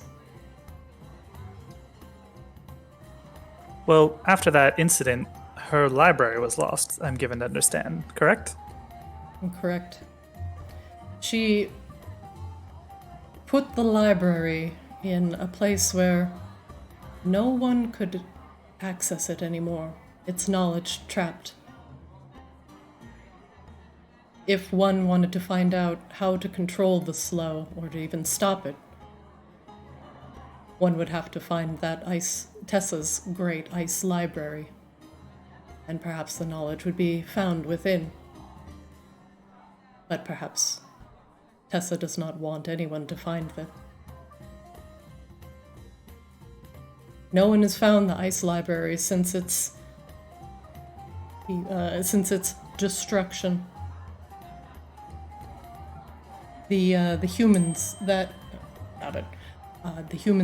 initially came to Arctis seeking this knowledge had raided the library, hoping to gather knowledge for themselves of necromancy and demonology, and to destroy other knowledge that may be contrary to it. And Tessa was abhorrent of any destruction of knowledge, and would rather have it locked away than destroyed. Didn't we get some clue about the location of the ice library? We have knowledge of several of the locations of the slow rituals from the orcs. I don't think we got a clue to the ice library. Did it have something to do with that extremely large skull we found? Lucaris kind of Or leans am I forward. misremembering? Extremely large skull. Why? Yes, a skull of a giant emerging from the mountain, fused with the mountain. It was related to some particular event. But I've had a goodly amount of wine, and I've rather forgotten. Lucaris leans back in his chair. Perhaps 10 years ago, I traveled to a far-off peak. Actually, I shouldn't say far off from here. A peak of the Borealis Mountains near here, where a demon had been summoned. And myself and my allies at this time were faced with a massive horned demon. Big as a mountain, a skull large enough to hold a family of 8. Its bones formed from the earth itself, and it rose with hate in its heart. And we put it down. He, rustles in his pockets, perhaps. Pulls out a map, kind of lays it on the table around this region. He taps the map. Is it the same place? It is. Because we had... Oh, yeah, that's the one. Probably not what we're looking for, then. He frowns. Although, it appears as though the remains of your friend there is resulting in a different kind of corruption. It seems the either it's happening on accident or on purpose, but well, there it is. Well, we did our best to at least purify what we could of this malformed demon as it rose from the earth. But if the corruption still lingers, he kind of makes a face, then I have failed. It's not fail, it's just opportunity for us to help. I just don't want my mistakes and my failings of the past to give you more, well, work to do. It's not my intent. And for that, Yes, I'm you sorry. are definitely directly responsible and should feel very bad about it. Just you're a giant space squid. Flakes, no, it's more, what would we do if not this? You know, did you have other plans? Like, this life of adventuring agrees with me, and this is just more opportunity for this. No. He should feel very bad about all these things that he did a long, long time ago. And for all the things that happened that he couldn't possibly have accounted for in that moment. Oh, you are okay. You're just being difficult. I get it. Okay, it took me a second, but I figured it out. Well, I'm glad one of us did, Flix says, looking at Eris frankly. Akashima is like actually like tapping on his temple with like a wink. Eris is on now his third glass of wine. Yes. I'm sure Lucaris didn't mean to leave his bag of bones behind. I think the Lucaris. point is you need to stop assuming responsibility for things that you couldn't possibly be responsible for. We did our best to press back any encroaching demons, but with the threat of both necromancy, darker necromancy, coming from Polaris, and demonology coming from, well, literally everywhere, we did our best to keep these lands free of extraplanar beings. This was my duty. Hey, tried your best. Thank you for this. He smiles. What I do for Arctis. I mean, it was enough to get them to throw you this amazing party, so there's that. And, well, he looks down at his now finished steak. The food is quite good, I have to admit. I feel a bit more, well, pleasant now. Oh, that's all basil and paprika. They're absolute geniuses. Hey, it's also hanging out with us. We are a fun group. This is... You have all brought me great joy this day. Not just in, well, the silly thing of honoring the Ascendant with your prowess in the hunt, but as genuine people who wish to help others. It's a rare sight these days. And I thank you, heroes. Ashba nods and smiles and just generally looks happy. I'm not sure if hero is the right word, but you're welcome. Lucaris stands up out of his chair. He picks up a wine glass and gives it the ding ding ding ding ding ding ding ding. And the talking in the background grows quiet. Yes. Hello, assembled. It is I, the Ascendant, Lucaris Winterheart. I thank you all for joining us today at this fine banquet. Thank you to the Kettle Blacks for serving all of us. There's assorted clapping. Now, tomorrow is a day for Arctis.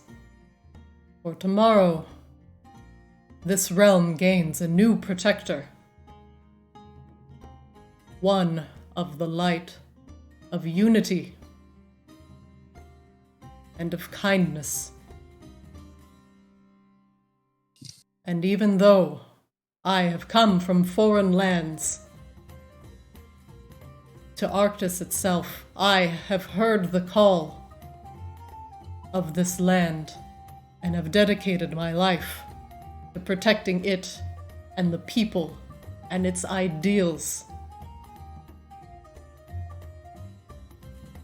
The ideal of unity, that all races and people of will can live together and find a way to prosper in harmony. We all have our differences. We all come from different walks of life, or even flights of life. In the case of the Fae, he chuckles, gets a little bit of chuckle from everybody at the table. Ho, ho, ho, ho, ho. But what other land could possibly bring together elf and goblin, bugbear and Goliath, Kenku and Fae, kobold and dragonborn. This land, this blessed land of Arctis, is for all. All who wish to preserve it and to live together in some semblance of harmony. And I, Lucaris Winterheart, vow with my life, my being, to protect Borealis until my name is forgotten in time. Thank you all for being here today, for your presence honors me. And I hope that you will never forget the power of will and the power of your own will. There's assorted clapping. Akashima claps enthusiastically. Flix claps and says, "Don't forget our agreement." Lucaris leans down. Did I miss something? Remember, after you ascend, you're going to do us some sort of favor, so we know that you remember us. Yes. And I don't think he has to include that in the speech, Flix. Look to the skies and remember me. I don't know what happens afterwards. I don't know if I can immediately. I'll try. Well, this isn't very scientific, honestly. No pressure. You're doing great. We believe in you, What do you know about Lucaris. science? You're a wizard. Thank you, Lucaris. Woo! Yep, enthusiastic cheering. I make little everybody fireworks go off. Everybody make an insight check for me, please.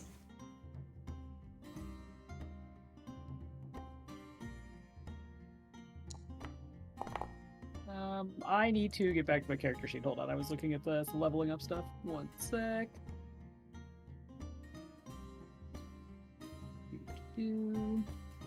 Okay, and yoinks. Nice. Akashima, you get Yeah? another glass of milk. Nice. Who really won this role? I did. You did. This is probably your, 8th glass of milk.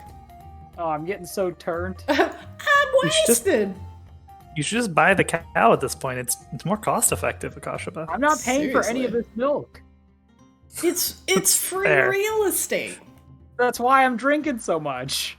It's like the continental breakfast that has little cartons of milk. You just keep going back and grabbing them, putting in your mini fridge Oh, back in yeah. your hotel room. Akashima's just totally that guy, and everyone's just staring at him and frowning. Put the rolls in your purse. Flix, with your insight check, you notice that the Goliaths that are there, their clapping is much more subdued after Lucaris' speech compared to the rest of the assembled. Wait, whose clapping is much more subdued? The Goliaths. So this is a Goliath, this is a Goliath. Yes. Then there's another Goliath at the end. Right, and the Goliaths were all about keeping all the outsiders out of Borealis, correct? At least with Forgruk, from your vision, Forgruk wanted all the humans out. And Forgruk is the current most recent ascended of Borealis. And with Lucaris ascending, this means Forgruk will be on his way out. Whatever that means. Interesting. Aren't these notable Goliathi of Borealis, though? What do you mean? Are these just randos, or are they notable figures? Or are they participants in the hunt? This one was a participant in the hunt. You do not know who this one is. And I believe you saw this one in town, so that one might be a local, the one at the very, very bottom of the table there. All right, I'm going to pop under the table, and I'm going to set about disarming them or peace tying their weapons. Okay. I will make a succession of sleight of hand checks. Hopefully they're distracted, so I'll have advantage. But Go ahead and roll sleight of hand, just normal. Okay. oh, good. I rolled a 3 because I don't want to be good at stuff. But you have been hanging out, drinking, eating food, Yeah, that's fair. From under the table, you loosen this one's weapon straps, a couple daggers and a wicked mace at his hip. Wicked. Wicked! All right, where's the next one? This one was in the hunt. Oh, right, I need to get him. Was that the shaman? It looks kind of like the shaman that Yes. we fought. Yes, it was. All right, well, I'll try to, triple knot their component pouch then. Okay. Sleight of hand. Okay. Okay. That component pouch is knotted. All right, let's see. Where's the other ones? One more, the very south part of the table, next to Nissa. There we are. All right, and what's this one got on him? This one has a staff and a lute on his back. All right, I guess I'll just horrifyingly loosen all the lute strings. Okay, alright, you loosen them. They are incredibly loose now and will not produce any sound. And I don't think that I can do anything with the staff. It is a staff. All right, so those are the only ones that were reacting negatively, correct? They reacted less enthusiastically than everybody else. Well, But it is just in case possibly there's an understandable. assassination attempt, I probably just single-handedly foiled it.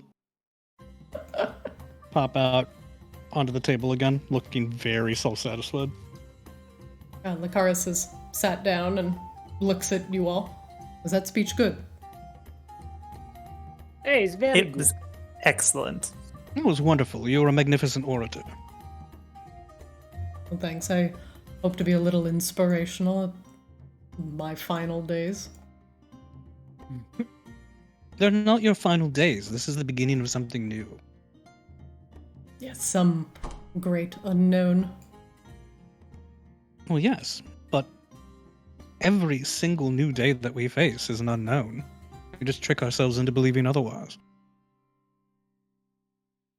Flix, You said, I would most assuredly take you with me if you keep making me feel better like this. He chuckles. My resolve doesn't waver, but your outlook on life is refreshing. You can't take Flix, by the way. We do need him. No, are you sure? Yeah, you should see most fights without Flix. They don't go well for us. I think you two are perfectly capable, but it is Okay, nicely fine. It's appreciated. also because you are my friend and I don't have many. Aw, Kashaba. They I do bounce over and say- give your face a big hug. They do say the Fae are a reflection of the lands around it. Arctis is in good hands. Wait, do you think that that's why I've been so much nicer recently? No, I just think there are a lot of cats here. Oh, He laughs. no, I haven't seen any. Just me, actually. Yeah, I've seen, no cats. Yeah, you actually haven't seen any cats here. What the F? What the Yeah. F? Give me more cats. After the nice speech, and the food begins to run low, everybody begins to wander about a little bit. The official banquet now over. And people are wandering about and now starting to bid their final farewells to the Ascendant. Closing time starts playing in the background. Closing time. You don't have to go home, or you don't have to go home, but you have to become an Ascendant.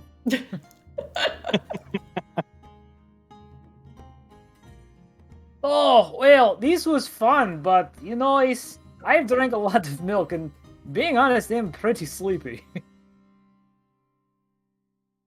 Oh, yes, it has most assuredly been. Akashma stands up and stretches. I mean, we literally killed a squid this morning, so it has been a long day for us. Eris stands up.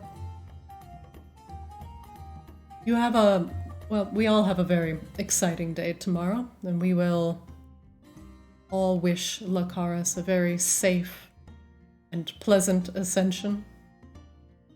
As pleasant as it could possibly be. For just a moment, like, Eris looks a little bit awkward. Lakaris shrugs. I pat Lakaris. If you have any other misgivings, we're staying at the Borealis Tavern. Feel free to call on us. He smiles. I will. But yeah, if you just want pep talk or, you know, just to hang out, because we are a pretty fun, group, we'll be around and awake a little longer. But please, do me one favor. Ah? He nods at Eris. Watch over the little prince. Oh, it's cute. Little name for him. He looks at Eris. He's like, Eris is making a big frown. Big frown. Don't call me that. Big frowns. Okay, we will watch over, as you say, little prince. Oh, I hate that. Really, Lakaris? Yep, that one's sticking around. Well, that definitely makes up for that thing that you did that annoyed me previously. I will not, however, be calling you the Little Prince, because I can only imagine how wildly irritating that is. It's why you do it. It's like playful jostling, yes? Well, now you understand why I do it more than half of the things that I do. No, but when you do those things, it's very hurtful, Flex. Is it? Really, Lakaris, the last thing you decide to do on the face of Arctis is to give me a permanent nickname. And I can't even return the favor. You're leaving tomorrow. I could call you anything. I could call you Scalyhide or... That's not He's right. not leaving tomorrow, he's expanding tomorrow. Yes, of course, you could call me whatever you want from the down below. Eris rolls his eyes. He's got a point, Eris. You are stuck here with us now, and that's much less cool than ascending. It is significantly less cool. I disagree. I think we're amazing. If he Akashima actually points. Akashima seems like a little loopy after all the milk, but he actually points at Flix. He's like, "You are damn right." Lakaris is now talking with the people who are lining up to say their final farewells. I'm gonna keep an eye on the. I'm gonna sidle over to Rain and Akashima and Eris for that matter, and murmur to them quietly that I noticed that the Goliaths in the room were applauding somewhat less enthusiastically after Lakaris' speech, and that I plan to keep an eye on them. Oh, okay. So we are sticking around then. It's just... I mean, if one wanted to stop the Ascendant ceremony and keep Forgrok in play, eliminating the current Ascendant nominee would be the way to do it, yes? I don't honestly know. It's very devious of you, Flix. It's good thing you are here to tell us what, devious thing to do would be. That's a good call. Well, yes. I think you'll find that the greatest movers and shakers in the world mostly employ devious means. They only do anything directly once the deviousness fails. Kashma makes a face but nods, that makes sense. Well, I guess we hang out a little longer, but then Akashma slaps his full tummy. Maybe we just, Blah. we could just ask them if they have devious plans so that we could just go to bed faster.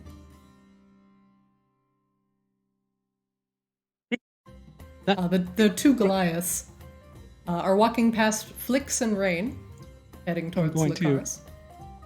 Just like sit in Lucaris's seat and hide from them, but keep an eye on them.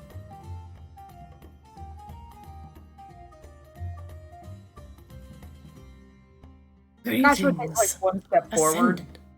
One of the Goliaths is speaking to Lucaris. Greetings, Ascendant.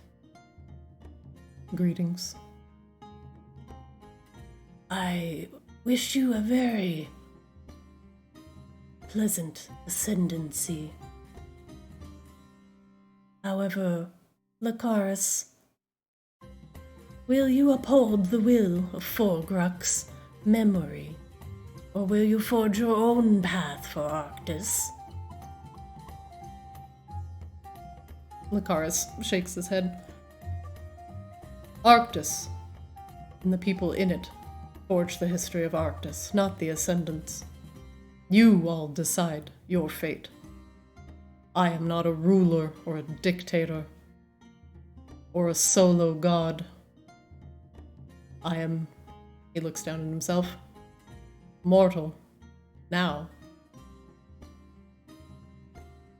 But as Ascended, my duty never changes. Ugh. You answered the question with such honeyed words. Tell me, Ascended, will you keep the humans out of Arctis to protect it? Is that your opinion? Or will you betray Forgruk's final wishes in order to preserve the safety and sanctity of Arctis? Lucaris frowns. I will not control anyone or anything. If the humans wish to come back to Arctis, so be it. Let the land welcome all.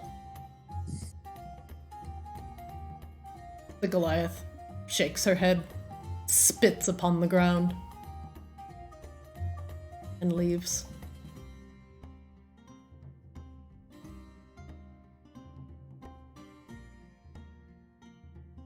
Lucaris frowns. I cannot expect everyone to agree, but it is ultimately up to them, not I. Hey, Rain, would you do me the kindness of invisibilitying me?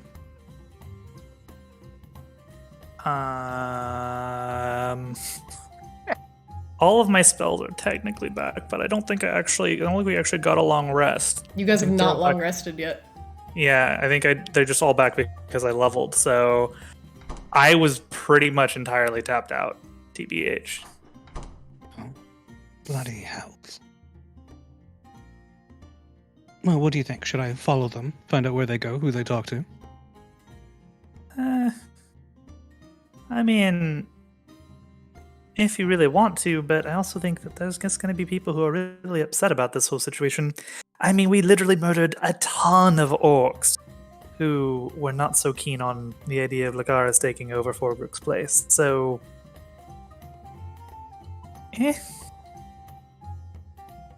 Oh, hey, Tabby. Wow, hey. Well, it's possible. I would hate for you that to. I'm I would hate just for you to get being- yourself in a situation that you can't get out of.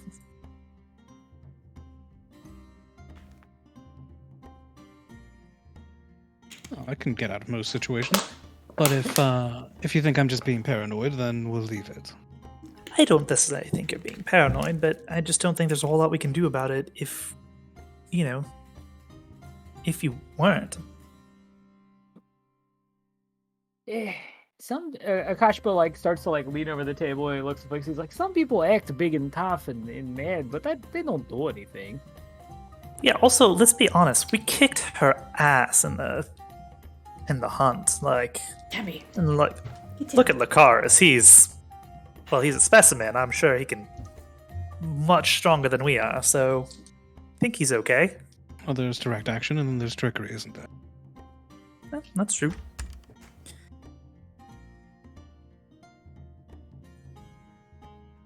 I don't know. Where are you staying, Lucaris? Where do you stay? Oh, I actually have a room at the Borealis Tavern. Well, see, then that's perfect. Oh, we've never used the sauna. Let's go sauna. Do you know what? That sounds delightful. Hot tub! A room where we could just sit in the heat and be away from the crowds and perhaps share a story or two of our adventures. Yes, that sounds delightful. Eris, bring the wine. Is Lucaris hitting on all of us right now? Why not? Why not? Nice. I like his style. Last night on Earth. Yeah, let's go. Shoot your shot. It's sauna time, baby. Woo! I feel like this is gonna end with like us like stopping by Taco Bell at 4 a.m. Oh god! All right. I like your style, Lucaris. You are going to make sure last night is good one. I like that. I'm going to ascend whether I'm sober or not, aren't I? Actually, don't know the rules. Yeah, I actually don't know either. Flix leaves the hall in a flurry of like compliments and hugs and whatnot. Like he stops by every single person that he knows and says something nice about them. And I like this idea of Lucaris goes to ascend, but then like is too hungover to ascend. Oh god, I can't. He gets up on the podium and just fucking like Ralphs, and it's just like, all right, maybe drink some Gatorade. We'll try. Maybe we write that one out of the script from from Jack history. Black and School of Rock. Exactly. I also like that Flix is my grandparents. Like when I was like 8 and we were trying to leave church, gotta like stop and say goodbye to every single person at church. I like that. But Flix is super fast about it. Sure. Yeah. Well, I'm sure if Drew's grandparents were Fae, they probably would have been faster about it too. Yeah, if they were 2 feet tall and could fly, they'd probably be able to. I don't know. Like there's an element about church that is all about the misery, you know? Hey, boys. It's important to the worship. This stream is not sponsored by the church. Oh god. Christian Wait. stream, please. Ajax, you're not supposed to be here. What? Hey, get the hell out of here, Ajax. Ajax is just taking up the whole hot tub, and it's like, what? fucking Ajax, man. Just Ajax stare as other people try to get into the hot tub. Right before we hot tub, I need to bio real quick. Alright, go ahead and take a quick fiver. Actually, let's make it a 3-year. I'll see you at 8:16.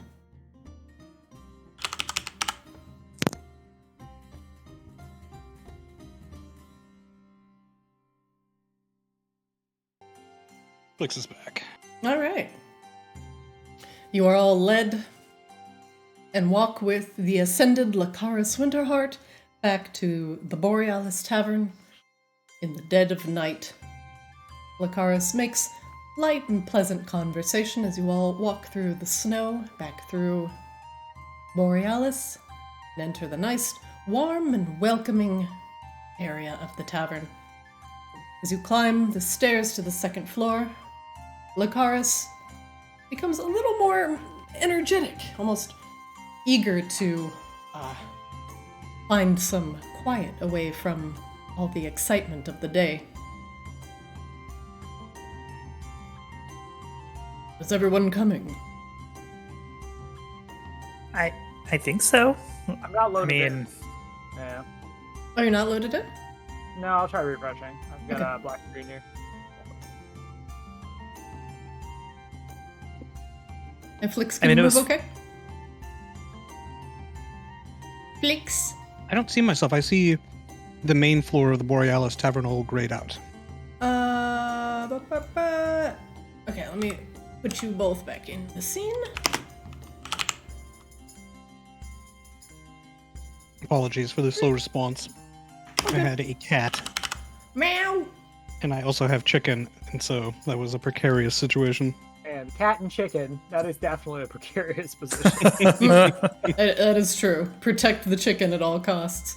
I said to put the chicken away because Freya wouldn't stop trying to eat at it. Speaking of which, Freya, what are you doing? I still am. Oh, okay.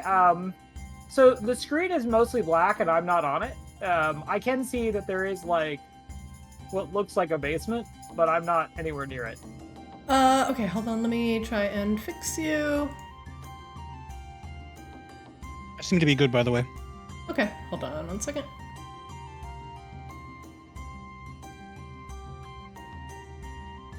One moment. Don't move, Akashaba. Okay.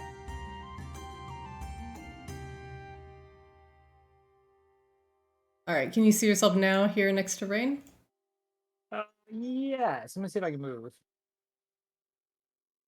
Yep. Okay, sounds great. good. Alright.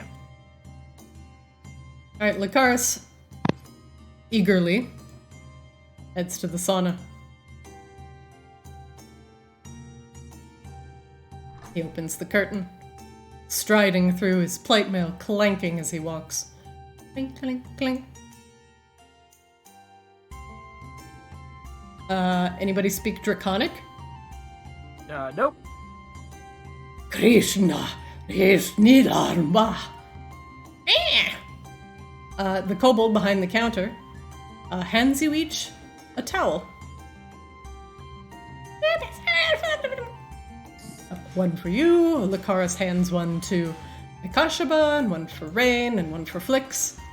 Wait a minute, where's What language Eris? was that? Is it like a reasonably sized bugbear towel, or is it like a tiny elf You get towel? the huge green one here on the end. Nice. And Flix gets the smallest violet one here on the center. I get, like, somebody else's hand towel. Yeah, it's like a hand towel. Oh, Eris is coming. Hold on. Damn! A lot of hot boys in this tub. Too many hot boys in this tub.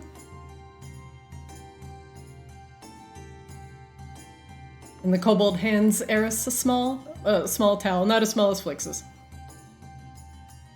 Just a small towel, boy. Just a small town boy. Yeah. As Lucaris enters the main bathing area, the kobolds who are sitting in there jump to action. And they begin helping Lucaris remove his heavy set of plate mail. Why is there a sauce label over here? What is that? Because that's his name. That's his name. Sauce, ham, and beef. Yes. His name is Sausage, but his name is Also, Souse. I also read it like you did, Nick. I was like, souse. Souse. One kobold climbs up on the edge of the tub, his little curled feet curling on the edge, and helps Lucaris with his pauldrons.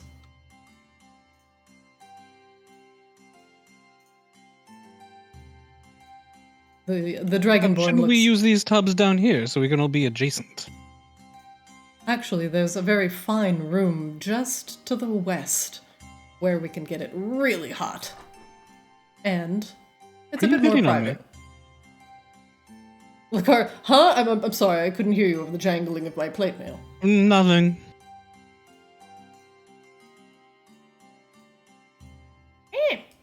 There's a kobold in the sauna, and he appears to be tending to the fire in the center. And as you enter, the kobold extends his hands because he wants your clothes.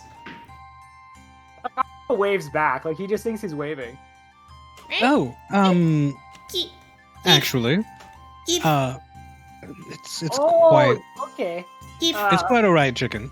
no, give, Akashaba just begins disrobing. yes, Yeah. I mean, I strip, but I put everything in my satchel, so it's handy. yes. Akashaba hands hands this tiny kobold. No. I don't let him take the satchel. I want to hold on to that. No, I'll be much more relaxed this way. I hand him a gold coin instead. Oh. A gold coin in hand. Kashima is now fully nude as he confidently strides to the feet. Your clothes are like taken. we can tell, your crotch is just like extra fluff. Extends his hands for Rain's belongings. Oh, You're like, okay. no, his crotch is not like extra fluff. It looks like a feather boa. Oh, Akash, but you, the kobold hands you a small bronze key. Okay. Rain? If Rain takes a minute to disrobe. Actually, could you? She takes like the loot off her back. Could you take this back to my room yes, for me? yes. Thank you. Excellent. Great. Flix is fully nude and is as smooth as a Kendall. Oh, Faye. We don't reproduce sexually. We don't need it. Okay. Until we do, and then we can make that happen. Alright, have you given your clothes and belongings to the kobold? Yes. I mean, I kept all my stuff in my satchel, which I refused to relinquish, and bribed the kobold to leave the satchel alone. If you give him your belongings, you receive a small bronze key. Okie dokie. Amy. And he zips out, loot in hand. Where's Luke? Unconscious, unself-conscious about his nudity. Okay, just making sure that we didn't lose anybody. The Dragonborn is a grand sight to behold, and his scales are actually more of an iridescent as opposed to just a pure blue, and are almost see-through at some points. And he shines with a crystalline radiance. It would almost be like he is covered in glitter. Since I'm from the south, did I have any experience with Dragonborn there? Let me see. Hold on. You can make a nature or a history check. I think it's all the same to Flix. Hang on, it's a little slow because there's a cat in my lap preventing me from reaching mice properly. Yeah, it's all the same, so we'll do history. Okay. 19. So yeah, I've probably met a few Dragonborn. You're aware of Dragonborn, and you understand that there are different kinds of Dragonborn. There's chromatic Dragonborn, which tend to follow under certain colors, and like red Dragonborn tend to breathe fire, like their red dragon kin. And you are vaguely aware of some metallic Dragonborn as well, like copper, bronze, silver. Yeah, Like Lucaris that. is filled in none of the above on the census form, though. Lucaris is literally none of the above.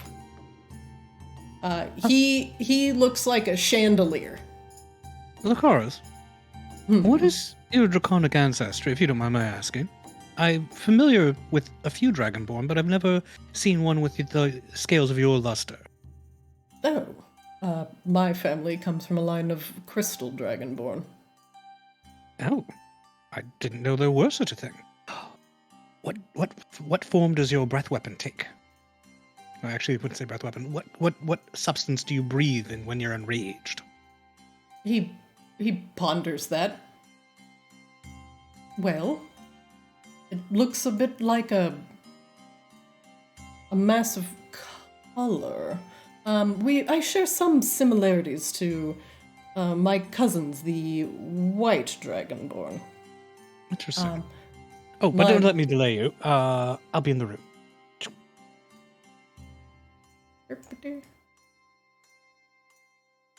Ooh, what's in this bucket? Water. There's a water and a ladle in it.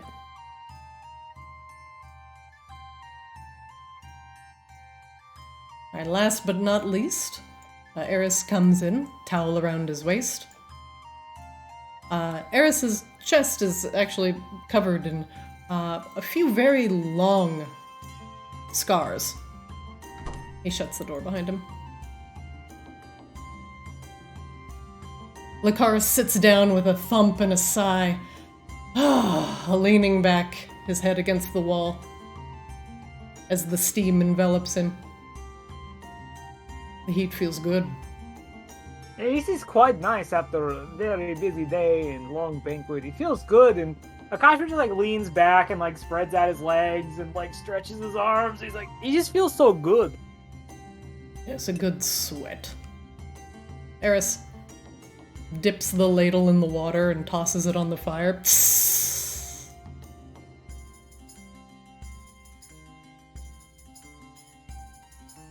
And he has a seat. He kind of scratches at his chest, kind of self-consciously. Now this is how I wanted to spend my last hours here on Arctis. In the comfort of friends and a belly full of food and a warm sauna. This It is rather delightful. It's pretty much as good as it gets, yeah? It's pretty good. He shuts his eyes.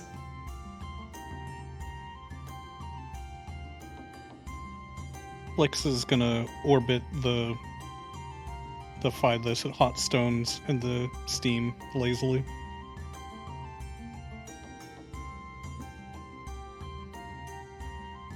So, didn't we agree to tell stories? Oh. Did we? Yes, and it cracks open an eye. Please, don't. I will bore you with tales of gallantry and saving people and all of the good things that got me here today. I want to hear of your exploits. Rain, you are a foreigner like me. Tell me a little bit about where you come from, if you wish. Oh, boy. Okay. Does that weigh heavy on you?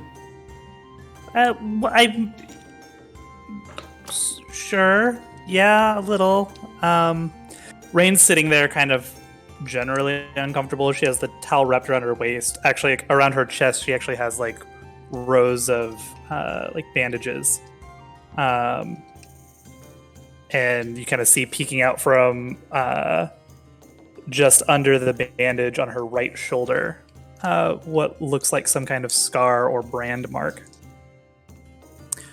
Well, I come from similar to Eris, I suppose, a land of eternal night, or twilight, I suppose. It's not totally dark. I am from the Twilight Courts. I serve Queen Celine, the most recent incarnation of the Twilight Queen. Served. And did you have a falling out, Rain? Do you no longer serve that court? In a manner of speaking, I have been exiled, actually, to this lovely place you all call Arctis. Ooh, what did you do? It's not something we generally pry about, Flix. Maybe she'll tell us when she wishes to. I mean, it seems like Eris had all of his dirty laundry exposed. I suppose it's only fair. Eris chuckles. I defended someone. Like I said, my queen, my sovereign, she's the most recent incarnation of the Twilight Queen. She's not fully come into her powers yet, and as such, she is she is subject to certain pressures from other members of her court, and I defended someone who was not popular there, and my punishment is to be sent away in disgrace. Eris nods, like very understandingly. Why did you defend them? Because they deserve to be defended.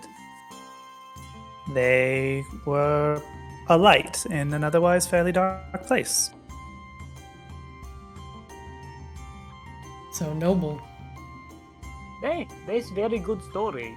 It's glad to hear and you protect others. Well, I didn't protect her, did I? Well, at least you try. I suppose that counts for something. Was To it someone. personal, or were you just righting an injustice? A bit of both, maybe?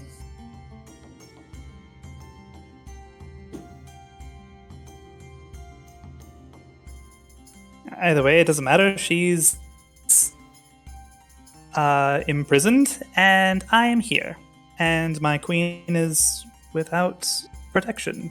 Or at least the type of protection that she is wants to have in a den of snakes. So, worked out perfectly for everyone, didn't it?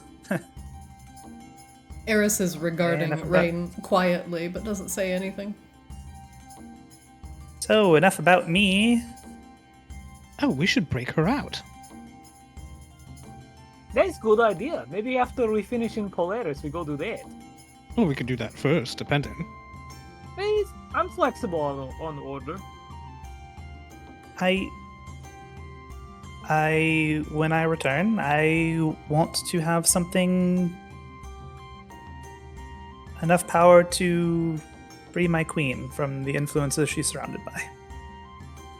And then, I hope to be able to right the injustices of that place.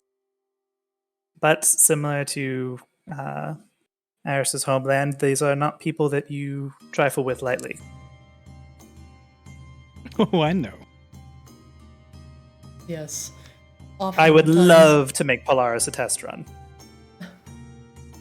Eris nods. And he's having a long think and looking at Rain. A nice long think. Lucaris breaks the silence. And what of you, flighty and fanciful fae? I've always been very curious about your kind, but never been able to keep one in conversation for longer than 10 minutes at a time, before they grow bored with me. Oh, my origins are horribly humble and boring. Yada yada yada, alley cats, dying wish, they've all heard it before. Flix stretches and continues his orbit. Ah, but There's you really are, not much to tell. But you're a duke, royalty yourself. Oh, that was part of the alley cat's dream. Ah, do cats dream of royalty? This one did. Empire, in fact. I don't know why I ended up with the title of Duke, to be honest. Curious. And, Flix, what happens as time passes? Do you age? Or do you merely go back to being a memory? Well, I'm not exactly sure. For example, I know some Fae like myself who have lasted for centuries and haven't aged a day. They still look almost as though they were children. And then you have Fae like, oh, the old fellow who's wandering around. Ah, Kai. Yes, the Magus Kai. Kai. Who appears elderly. Did he choose that? Was he formed from the first moment looking elderly due to the nature of his origin? Is he truly ancient? So ancient he could no longer defy the ravages of time despite our eternal nature? Who can say? We may never know. We may never know. But I've been around for some time, and I've always looked as I appear before you. from the moment I sprang into being. Though, naturally, I had much to discover about the world when I first happened across it. And what inspires you to keep discovering things about this world, about Arctis? It's all very new. It's all very fresh, isn't it? And it's is. never, or at least rarely, boring. And I get to do what I want, and go where I want, and spend time with who I want. The Ascendant grins, just revealing a row of very sharp teeth. Good. I respect that. If there's anyone or anything that embraces the truth of the free will of Arctis, it truly is the Fae. He looks at Akashaba. And what of you, strong one? What made you choose a bugbear to walk the path of the light? Akashba kind of like starts to say something and then makes a face and then like kind of shrugs his shoulders. He's not I maybe like Flick's my story not particularly interesting, but I feel like he's everyone telling story. I cannot really not tell mine. I grew up with Bugbear tribe. I was not a great child. And he like continues to like stumble over his words. Like he seems like he is like not orating even as poorly as he usually does. I was very lively and prone to. I got in lots of fights and anyway, I was left in snow, and my tribe moved on, and I was not. They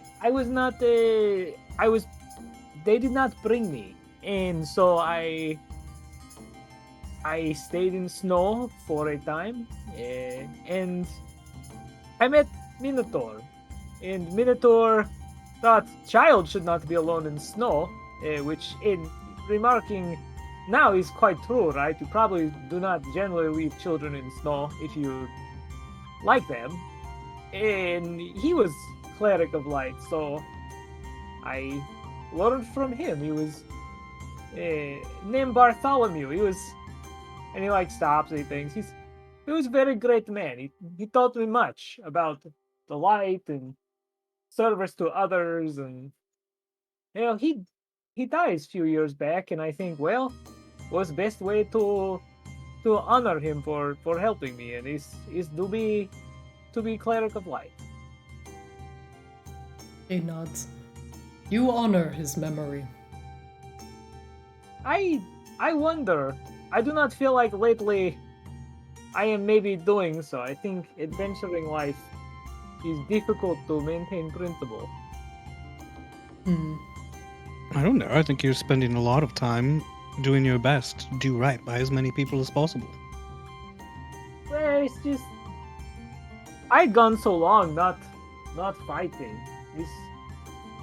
But now that we do it so much, I find I want to do it more. It's like hunger. I had put so much time into helping, and now I find I am actually quite good at hurting. It's been very complicated since joining up with you, and I thought maybe after Hunt I would stop, but Bartholomew is dead, and you all are a tribe now, so I don't know. I'm trying to be what he would have wanted me to be. Dikashaba, may I give you some advice? A word from brother to brother. Oh, I would be very honored if you would. In my travels as a paladin of the light spans many, many degrees of severity. The light can be a source of calm, a source of hope in the darkness. And it can be innocuous, filling, warm, comforting. But the light can also be scathing and powerful, destructive. It can cleanse and eliminate, purify, and be a force of destruction as powerful as any raging inferno. The light spans all of this and more, and is one of the more complex ideologies. As a follower of the light, you do not need to choose to be purely a force of calmness or hope, or purely a force of cleansing destruction.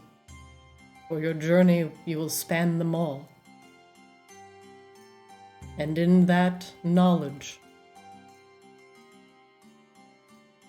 you will grow to understand. Do not be afraid of the light, and do not be afraid of destroying, for you will do that. Do not be afraid of helping, even if you may get hurt.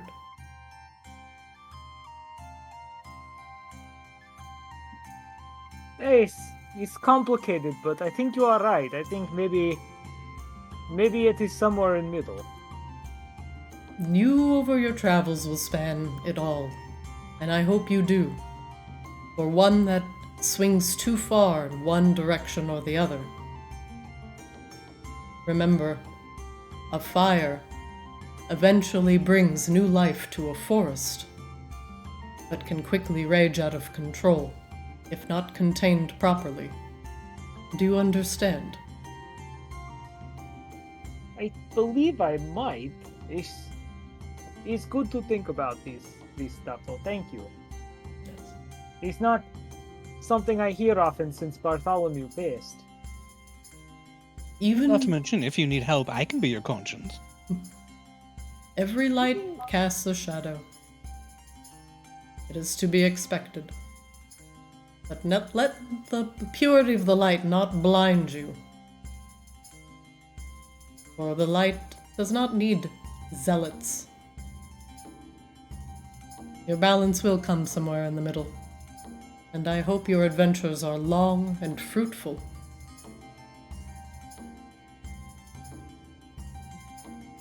I just hope I leave things better than I find. He nods. Well, Eros, are you going to share any of your childhood stories with us? Eros lifts his eyebrows.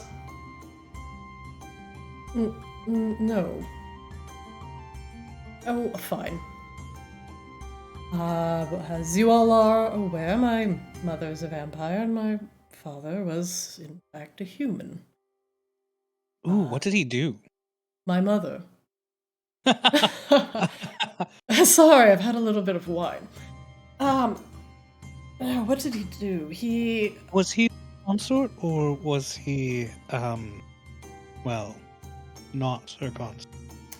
No, my father was a great seeker of knowledge, actually. He was a sorcerer.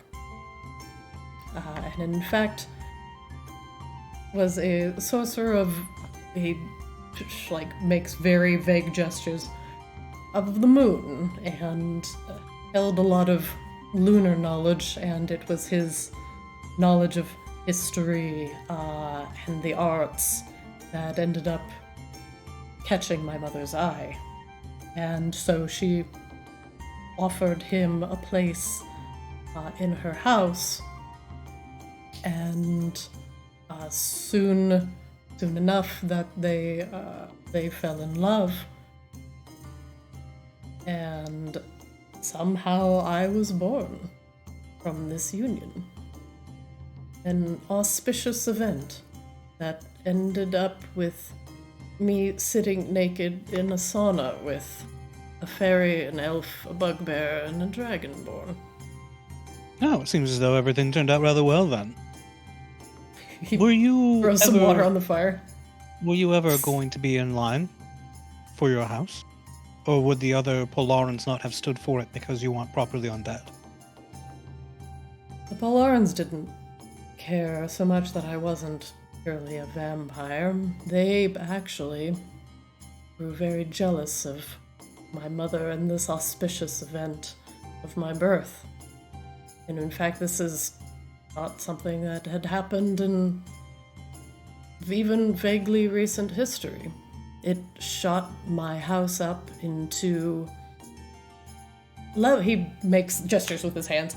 Levels of grandeur that I could not imagine. And I couldn't because I wasn't born yet.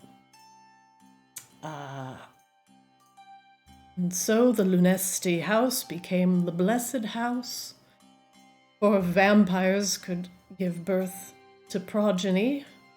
Then perhaps some of the other houses wouldn't have to stoop so low and to try and making their own sentient undead themselves. Ah, I was going to ask about that. He kicks at the water, he kicks at the bucket next to him. So they do experiment, don't they? He smacks his lips. They're not supposed to. But the vampires, they're terrified. They have difficulty reproducing, and if they want to, quote-unquote, reproduce, then they need to take a thrall and merely make them a vampire and hope things work out for the best. They don't have blood family. And so my birth was an omen and shot my house up to some of the highest and most well-regarded areas of the court. That work, by the way. If you, Kosh Raider Jax, if you make someone vampire, you kind of have to deal with them forever, don't you? Yes. It seems like a big commitment. Now, my people, Dhampir, we're not unheard of. It's usually a male vampire and his essence mixed with humans, human females. So, and so my house became lauded and lucky and the envy of all the other houses. And So what did Styx get out of bringing you down exactly? One would think that learning from your mother would be all anyone in Polaris would want to do. well, when Styx couldn't divine the exact way my mother could give birth to progeny, my mother said it was a blessing and that she did not do anything to make this happen. And the Baron, enraged, he thought my mother was keeping knowledge from him.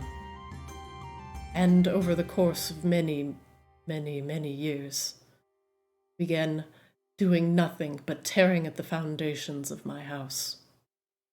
Spies, infiltration, blackmail, doing whatever he could to turn what was once an omen into a sigil of bad luck. These things didn't happen quickly. And somehow it worked. He cracks open the other bottle of wine sitting next to him and takes a swig directly from the bottle. So it was gradual. It wasn't a one-night pogrom or anything like that. No. And by the time the courts came for my mother, not to kill her, to capture her, a show of power, if they had her, maybe eventually she could tell them her secret. But now she is in the thrall of another house. And thus is the story of the fall of Lunesti. And he wags the bottle towards Lucaris. And this one over here managed to save me from the courts and remove me from Polaris after some, he touches the scars on his chest, excitement. And now I have a chance to start a new life. Or return to my old life. Drinks wine. It's a pretty good life you got here, though. Like you say, you sit in a sauna with a group of handsome and beautiful people. I never thought I'd truly have the opportunity to even think about regaining my house. Lucaris keeps thinking that it's possible. Eris shrugs. You need to try, Eris. Or move your house entirely out of Polaris here. Eris shakes his head and doesn't quite work that way. Why not? The Polaran houses, they don't necessarily have power outside of Polaris. It is seen as a stronghold. You can't just make a house. You can pretend, but it'll never have any true power. Oh, like old adage, difference of house and home. So it would be house, not home. He nods. Exactly. But Oh, I- Lucaris knows I'm merely too ambitious to let these things lie, and so I decided to make a court here of my own, and instead of calling it a court, I call it a thieves' guild. And I see thieves coming and going, various skill. Some mere pickpockets, rabble-rousers, smugglers, infiltrators, some spies. Well, None with skill. None with the ability to help. None with the skill and capacity to be trusted. So this place, like court, is kind of like family for you. Well, my guild is my family. I Oh. try and take care of them, even if they are not necessarily good people. They have hard lives, and I give them a chance, opportunity. I know how to run a business. I know connections. I can talk to people. I'm glad we spoke more, Eris. I was wrong about you at first, but you are a good person.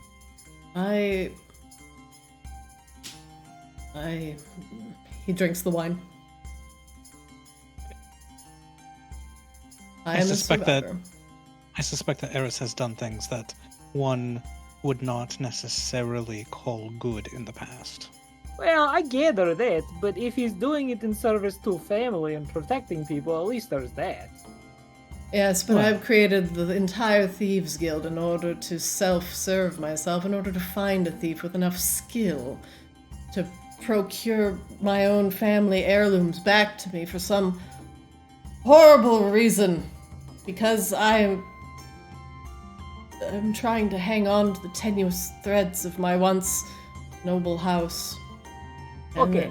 And instead, I'm drinking too much. But maybe other version of this story, you build big group of friends who you treat well, and you are trying to get family heirlooms to remind you of family. And to deny them from the bastards that took your family from you in the first place. Yeah, Also, that's look, positive. Eris, I've interacted with a number of thieves' guilds in the past. And yours is just about the most do-goody genial one that I've ever come across. Thank you. Normally, they are dens of cutthroats where one has to watch one's back constantly. That isn't what you built here. No, I have more control than that. Well, I suspect that if a real cutthroat did cross your threshold, you'd think twice about how you employed them. He nods in agreement. I would. I consider myself a good judge of character. Hey, see, you just seem like good person to me. Maybe method's not always perfect, but Makara says you are good. Your actions say you are good enough. I am choosing to believe you are good. He smiles. Well, thank you, Akashaba. At the very least, I am good and attractive. Hey, He drinks you the are wine. you are pretty good looking. Like when you are in a tavern, many women, it's like when I look at bread. They get that similar face. They get very hungry looking. I have a bread face. No, they look at fresh you baked bread like face. I look at bread. They are very excited by you. Lakaris is laughing and like slapping his hand against his knee. Like excited bread. He's like, Only Like an I want erect to- baguette. ah, yeah, Eris no festy. It's pretty good joke, Lucaris. I hope you bring that to other Ascended. That good sense of humor. Eris throws water on Lakaris. Lakaris now looks like a wet chandelier. So just a chandelier then? He's just like sweating, and so he's his like crystalline scales are now like double refracting, so he's just bright. Does it look like a fucking like disco over in the corner with like little like rainbow lights like bouncing off the wall in the light? Oh yeah, he's basically a series of prismatic scales, and each of his scales are like reflecting the firelight. You're not terribly subtle, are you, Lucaris? Like just by default. It's one of the downsides of being of the crystalline dragonkin family. Yeah. It's usually covered by plate mail. But yes, I am quite glorious, aren't I? Yeah, actually. Yes, you're extremely sparkly. He laughs. No wonder why I run into Faye everywhere I go. I was like, oh, look at him, he's so sparkly. You look like a trapper keeper I used to have in high school. A what? A what? Are you Lisa heard me. Frank? We are unreasonably attracted to sparkly objects. It is a failing of our race. But I do appreciate your scintillation. Well, now that the moody prince has regaled us with his tale of woe, Eris rolls his eyes. I believe we have all shared a bit of a tale today. Stands. This has been very nice. Thank you for both honoring me with the hunt, even though you hadn't even met me before. I'm glad we did, though.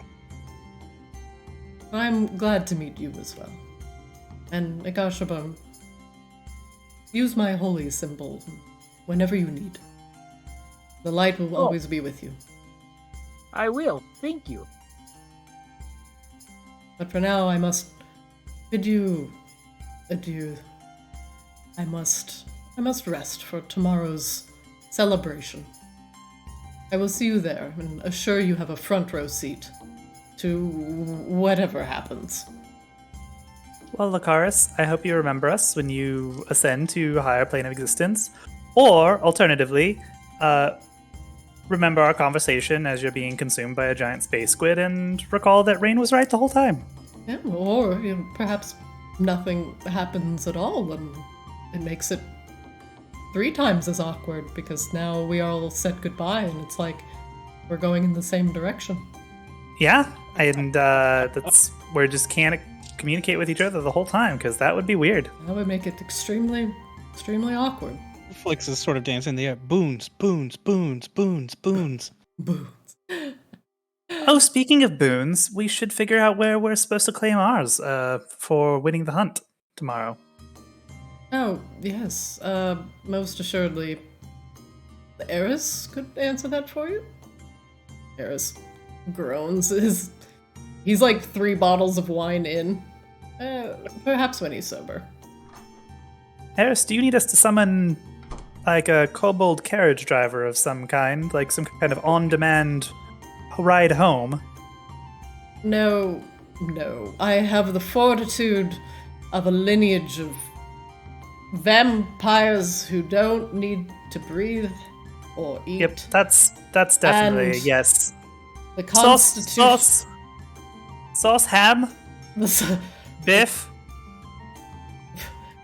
Wait, Boone, Sauce, I thought we ham, just and got a or lot beef. of gold. Do we get other prizes as well? There was another prize, an item each or something like that from among the merchants or something. Chicken. Hello.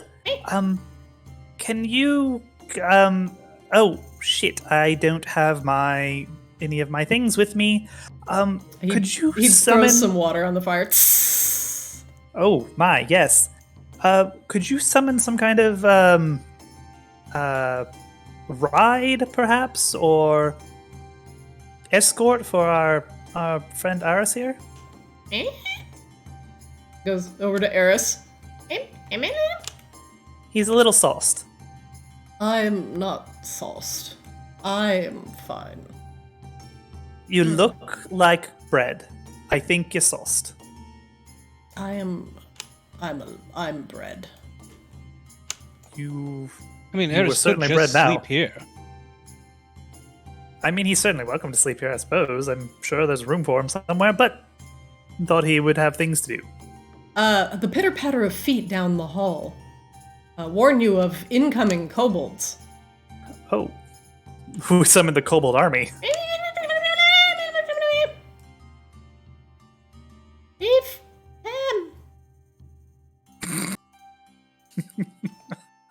The kobold army. Hip, hip, hip, hip, hip, hip, hip. They all go up to Eris. It's skirt, skirt, skirt. Okay, one grabs his ankles, the other gets under his butt, and the other gets under his shoulders.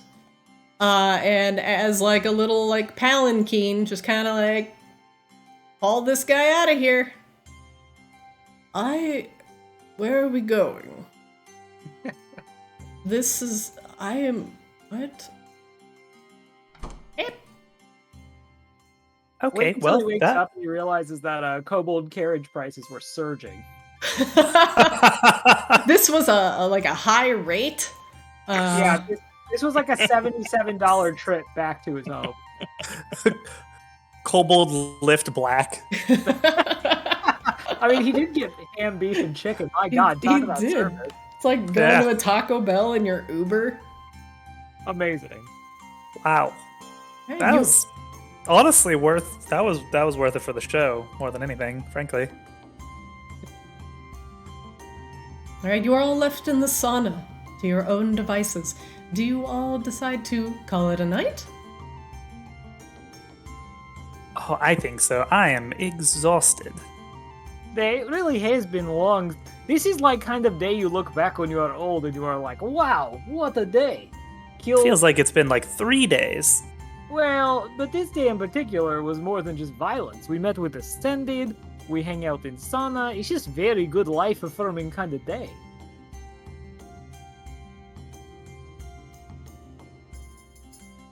Yes, I suppose we should nap. Although part of me doesn't want to follow, Luke, what was his name? Our Dragonborn Lucaris. friend. Lucaris. I almost called him Lucario when I realized that. Lucario. Pokemon. Lucio? Oh my god. I'm tempted to follow him around and make sure he doesn't get assassinated, to be perfectly honest. I'm still convinced that something terrible is going to happen. Should we tell someone? I'm gonna be honest with you, Flix. I'm not gonna be effective at all at thwarting assassins right now. I kind of poured everything I had into the damn squid. Like I said, it felt like it was 3 days ago. I suppose you're right. And there's only so much that I'd be able to do alone anyway. And he's an accomplished warrior in his own right. I should stop worrying. And if he does get murdered, I get to say I told you so. So, in that case, let's all go to bed.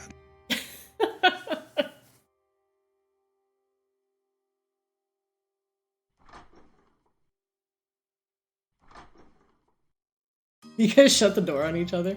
Yeah. It happens a lot. I escaped. Eris is currently passed out on a couch. Oh, Towel haphazardly draped across his waist. Still nude. Wow. Oh, $77 for that trip. Akashaba, do you have any spells that might relieve our good friend's inebriation? Well, technically, probably, but it's probably a good lesson for Eris to internalize about maybe not drinking so much wine. Eris is prone. I mean, attacks against Eris right now automatically crit. Thinking. it does feel weird just leaving him here, doesn't it? Yeah. I mean, Fine. I'm sure that our kobold compatriots will watch over him carefully. Yep. Yep. If he wakes and desires a bed, do let him know that our room is open to him. Thank you, Beef. I give Beef a gold coin. Hey, beep, beep. Up, beep.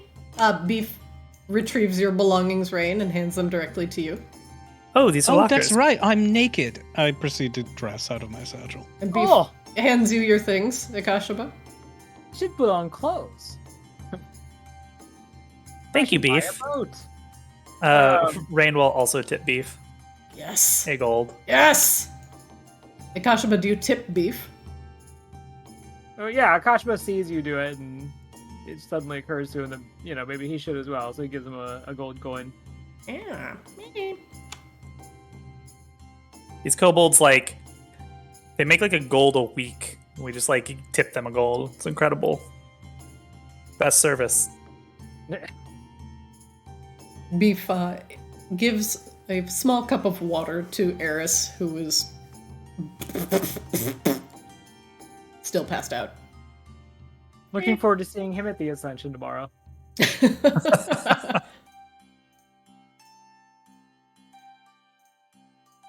Bye-bye. Sauce tells you goodbye on the way out. Bye-bye. Bye-bye. Bye-bye. Oh my god, they're so adorable. Yeah, I will tip Sauce as well. Your reputation with Sauce is now honored. Light guide you, friend. Keep your feet on the ground. Keep your feet on the ground. Life is to be savored.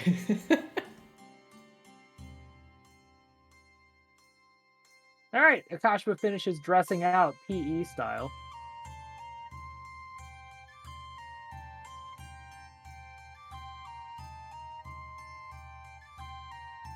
So, Rain, please forgive me for asking. I don't mean to pry, but do you favor ladies over men?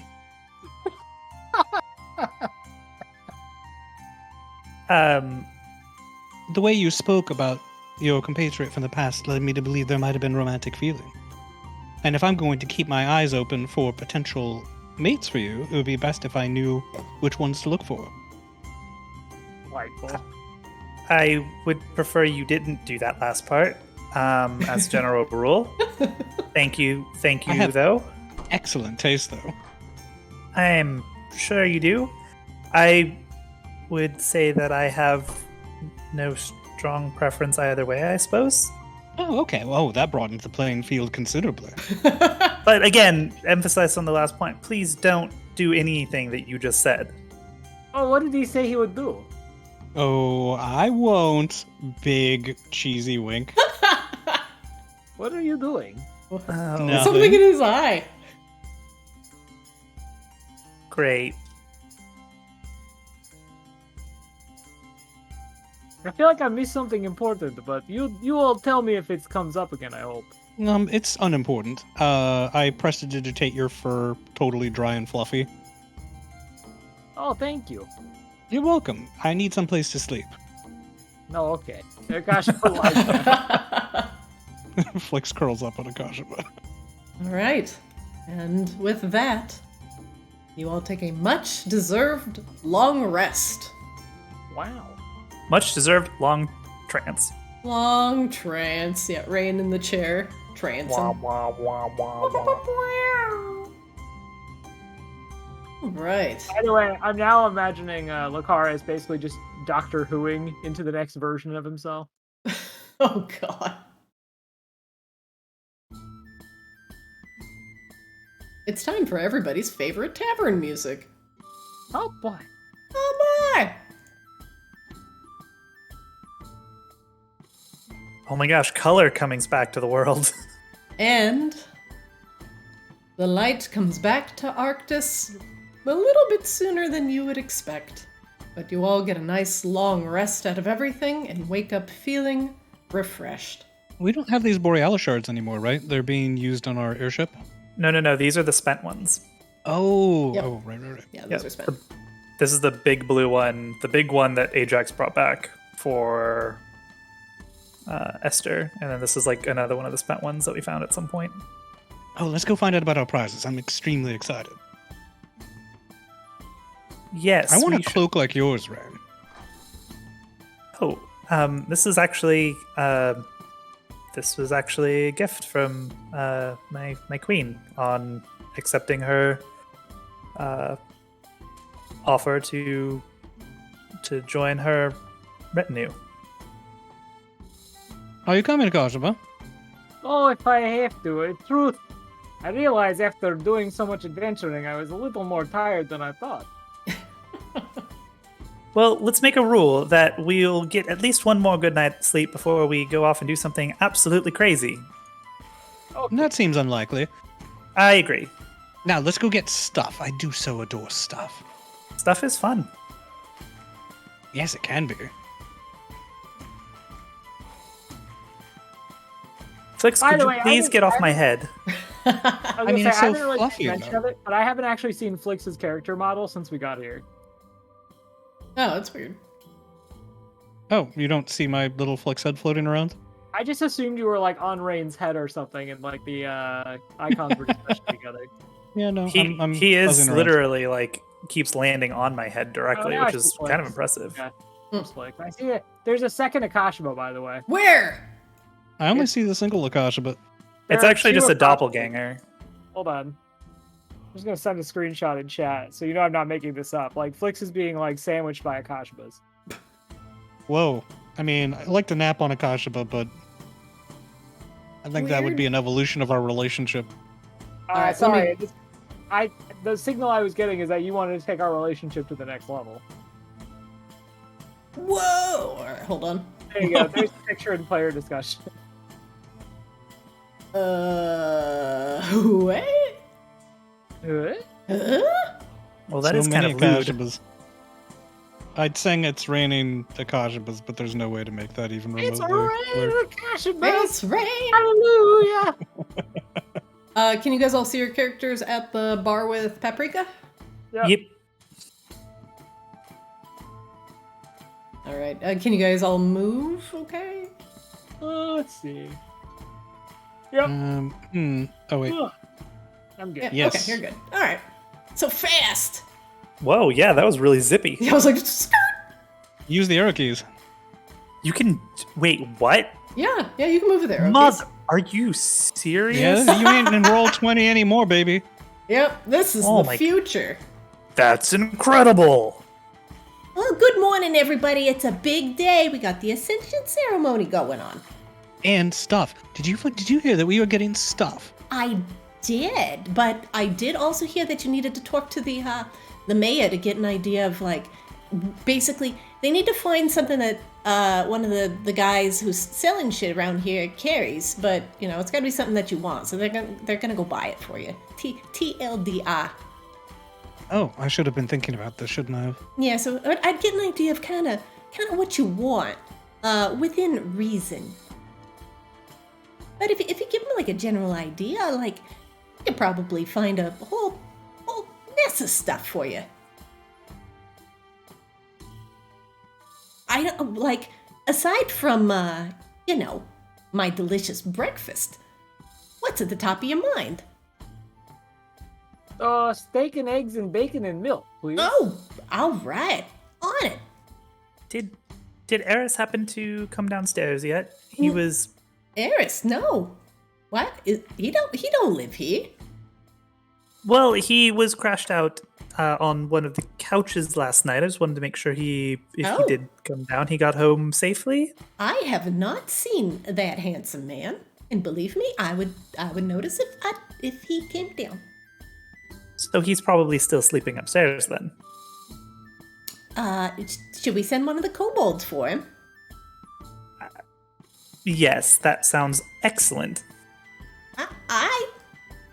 She like puts a couple fingers between her teeth and wolf whistles. Like, wee wee! I can't whistle, so I'm just gonna squeak it. And a kobold comes like from literally out of nowhere, right up next to her. I don't have the thing. Hold on. Am I getting sauce? Who am I getting? Let's see. Egg. No, we get Cherry. Oh, Cherry. Yeah, Cherry, I hear, in the sauna area there is a certain, attractive Eris Lunesti. Go get him. He slept here. Meow. It sounds like he may have. According to Paprika, she didn't see him come downstairs. So. Yeah, I haven't seen anybody, and I've been here since first light.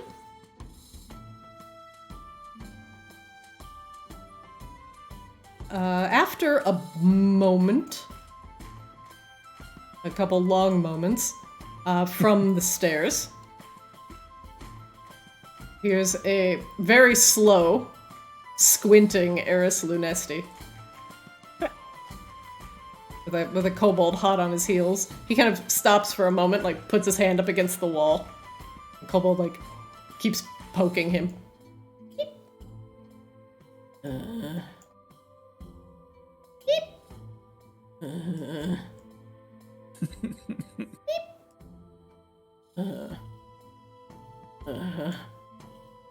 Is he at least wearing pants now? Yeah, but they're on backwards. Oh dear. And his shirt is just open in the front, like not buttoned. He just threw it on. He is also barefoot. Oh. Well, oh. Paprika stares. Eris stares at the ground. Paprika stares. Eris wobbles in his chair a little bit. Oh, God, coffee. Yeah. Hot, black. Akashima gets up and walks up behind Eris and puts like a gentle like paw on his shoulder, like very gently, and casts Lesser Restoration. Now we really need to be careful that we don't fall into like actual shenanigans today, because we did this before. Did we not learn our lesson at Kashuba? Casting spells. Eris takes a big breath and inhales, and he just lets out the longest burp, like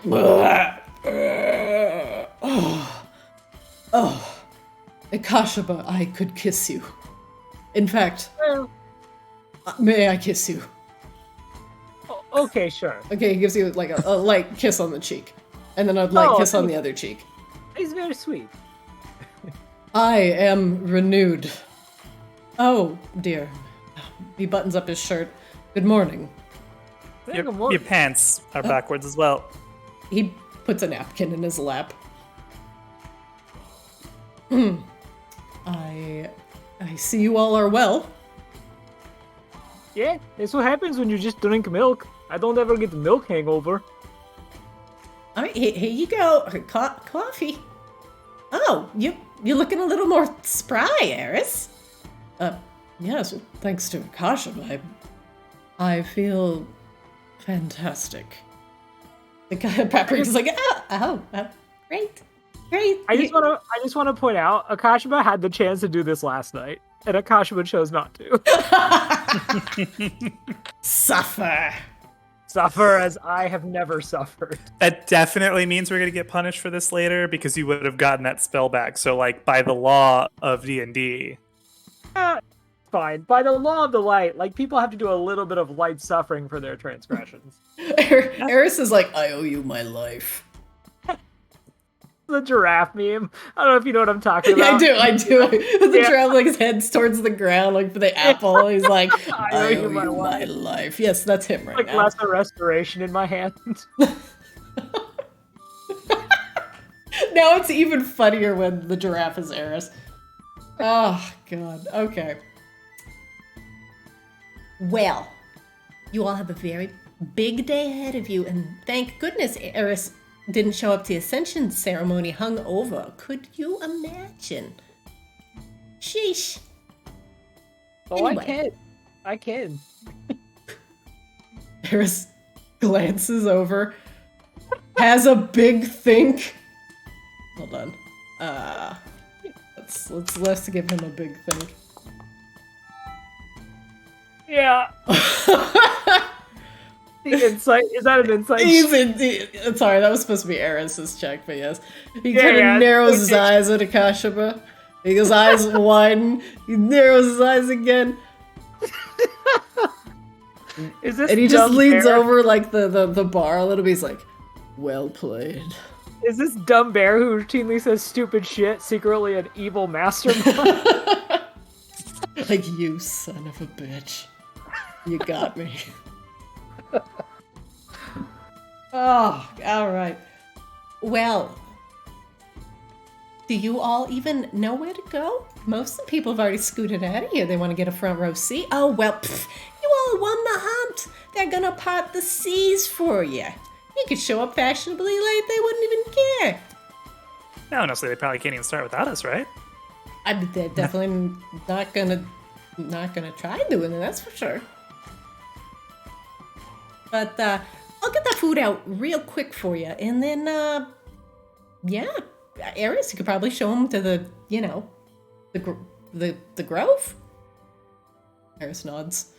Yes, now that my vision's cleared a little bit, I'm sure we'll get there without any issue. Is that where we get our stuff? Oh, right. Yeah, your stuff. I haven't seen the mayor. You probably want to talk to him when you see him at the ceremony. And just tell him, whatever your heart's desire is. No, we have to wait until after the ceremony.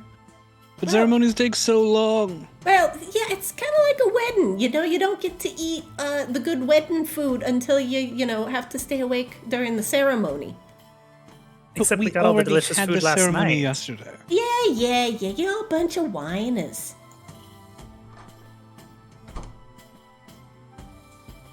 Wait, she opens the door again.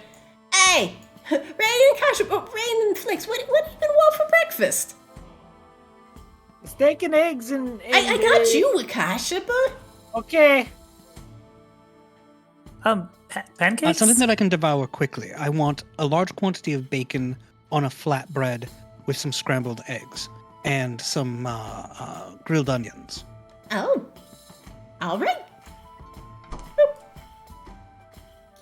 Oh, did you want something, Rain? Well, she got my order. I asked for pancakes. Pancakes. Well, that was a delightful night. Have any of you seen Lucaris come down? We No, have not. Lucaris. No, we haven't, actually. Would he still be here? Probably not. I doubt he slept. I mean, He had a lot to think about. yeah. I hope we set his mind at ease, at least somewhat. I hope I didn't gush too much about how I would miss him after he's gone. I'm sure he has enough on his mind. Actually, you didn't do that at all. Oh, well. No, not even a little bit. Yeah. Oh, Although thank Flix did goodness. have a theory that maybe some of those Goliaths who are less than enthusiastic might be out to murder Lucaris. Eris actually laughs. Oh, they could certainly try. Lucaris is an abnormally accomplished paladin. Well, no one is invulnerable, Barrows. You are right. Perhaps I shouldn't be so overconfident. But But we did kick the crap out of that one Goliath in the hunt, so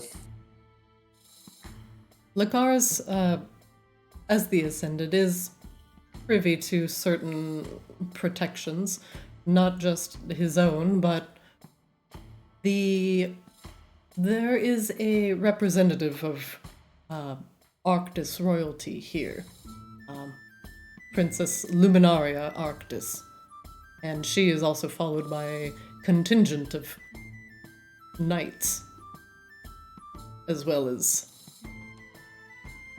not spies, lookouts per se.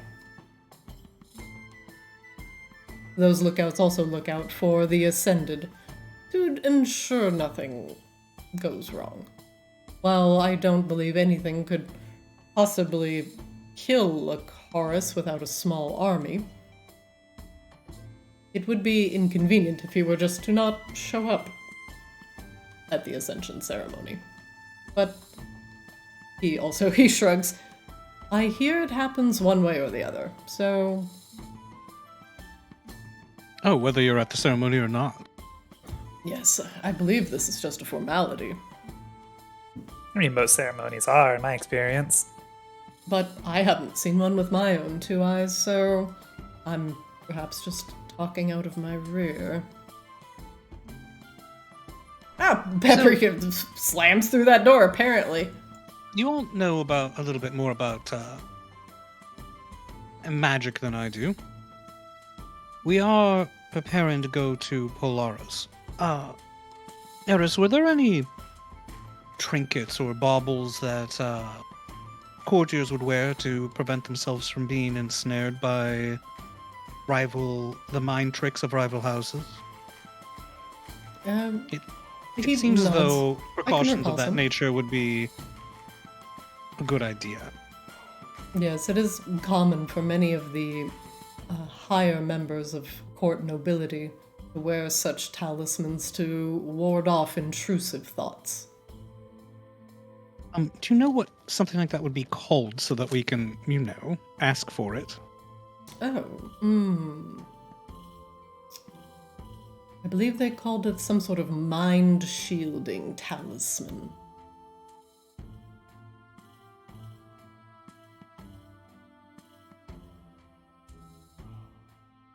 Is that what you're looking for?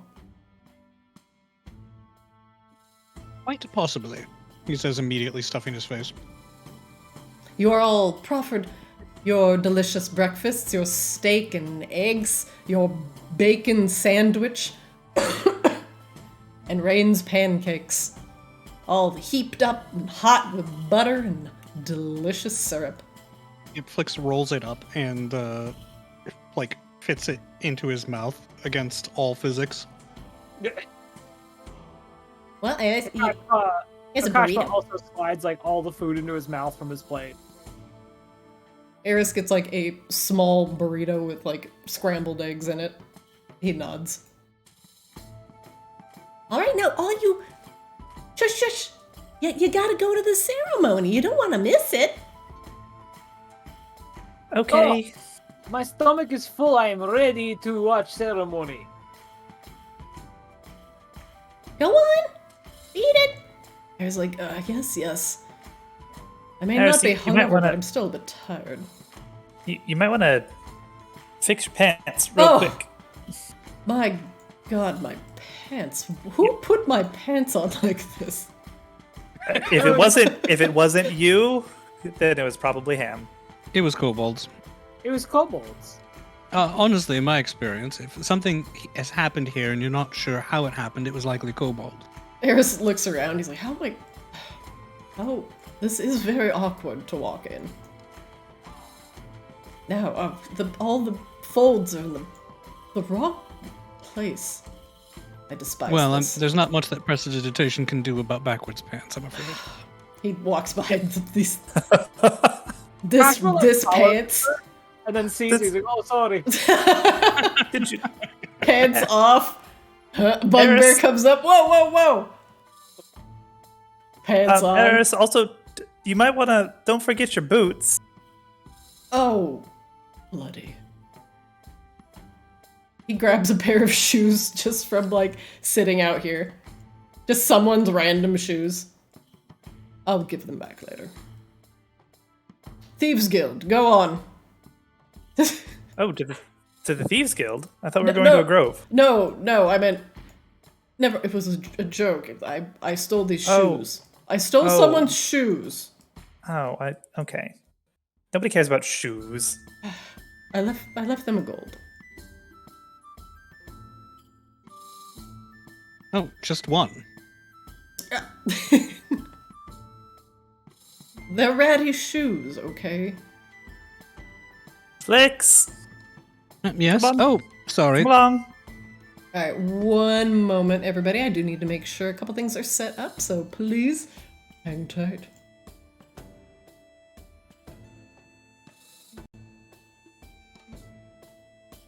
Yes, please, no.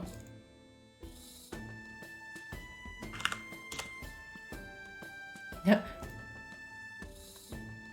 It's like rain. Wait.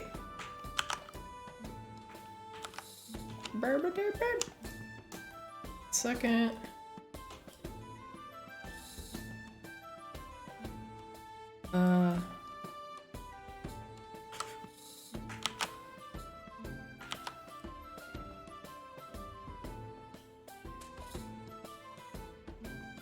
One second. Right there.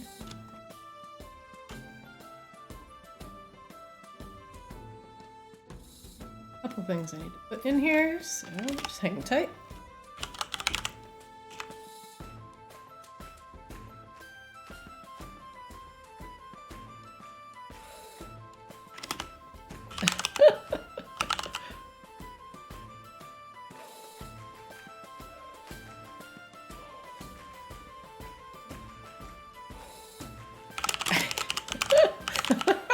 Hey!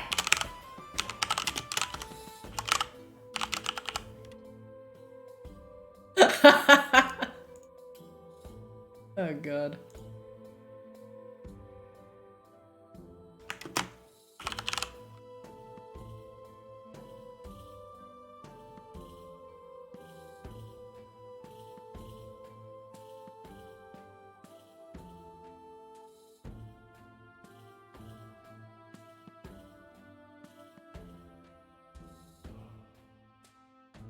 Don't worry, I will load you guys in just 2 minutes. Loading assassins.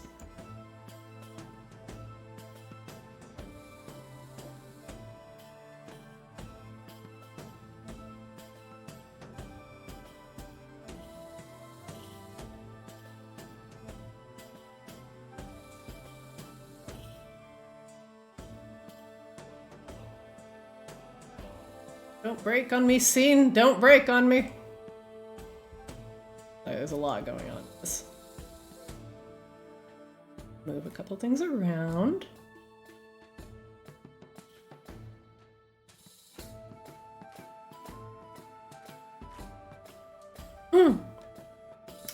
Can't forget that. Very important.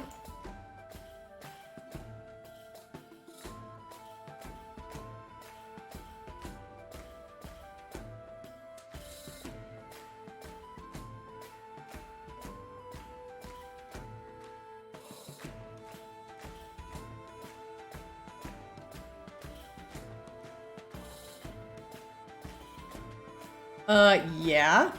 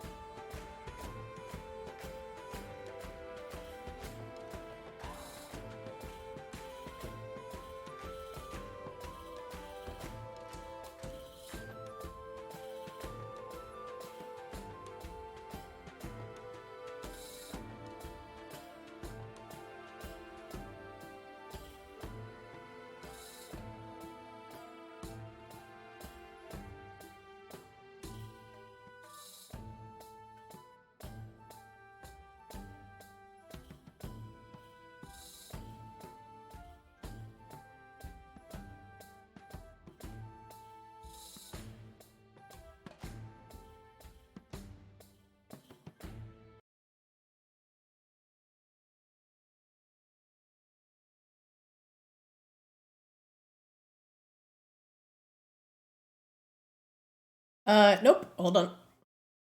'Cause you're dead.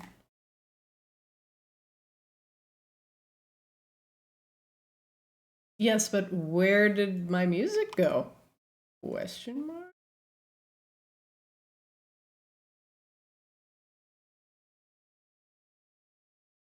That was very important.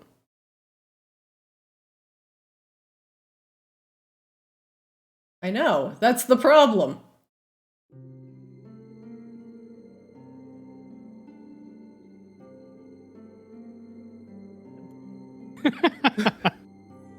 I didn't play FF15, but which character is Flux? They're 4 relatively boring white guys. He's one of the 4 relatively boring white guys. Probably Prompto. All right. Yeah, You probably. all are led by Eris, a little bit away from Borealis, and the snow melts off just a bit, warmed by some of the geothermic activity underground. And he leads you to a forest. And he assures you he's going the right way, and he's not hungover. And he disappears into the forest depths. And after traveling for some time, you make your way to a very large and peaceful grove, warmed by the, well, now slow, probably running underneath your feet. A calm stream runs through this beautiful area, and the leaves fall from the trees, dancing across the water. And all sorts of people from Borealis are here. And in the trees, you see giant owls, all looking over this area, watching and warding.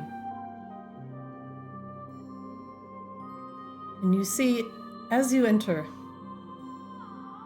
the presence even of a beautiful unicorn who seems to be enjoying the tranquility of this grove. And other people from Borealis that you recognize. Merchants, tailors, leatherworkers, all have come here to this sacred place to watch the ascension happen. Eris gestures into the distance. Welcome to the Borean Grove. It's rather lovely, isn't it? It's considered a holy place. Alright, that guy's definitely an assassin.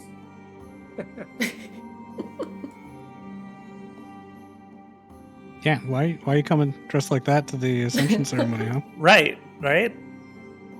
We should probably just murder that one preemptively. Like, this guy figured it out. Like, look at this. He's clean cut, man. This orc is dressed He's to got the a nines. tie on.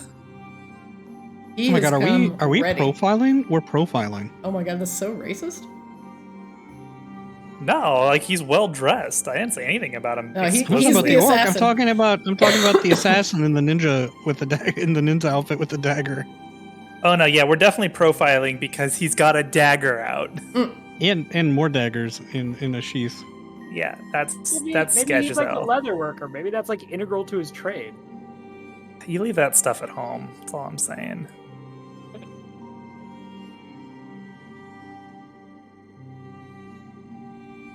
Is that just a bear? It's just a bear. It was just a bear. What's up, bear? Like Avatar: The Last Airbender. Just a bear is the most amazing thing ever because you never fucking see just a bear. Irvi is having a discussion with the bear. They both see about eye to eye. Oh. Hello, Flex, Irvi says in his deep, slow voice. Greetings. Hello, Irvi. How is our little kobold friend? Good. He's learning quickly. Although his penchant for setting things alight rather tiresome. We just need some good influences. Send him our way. I will.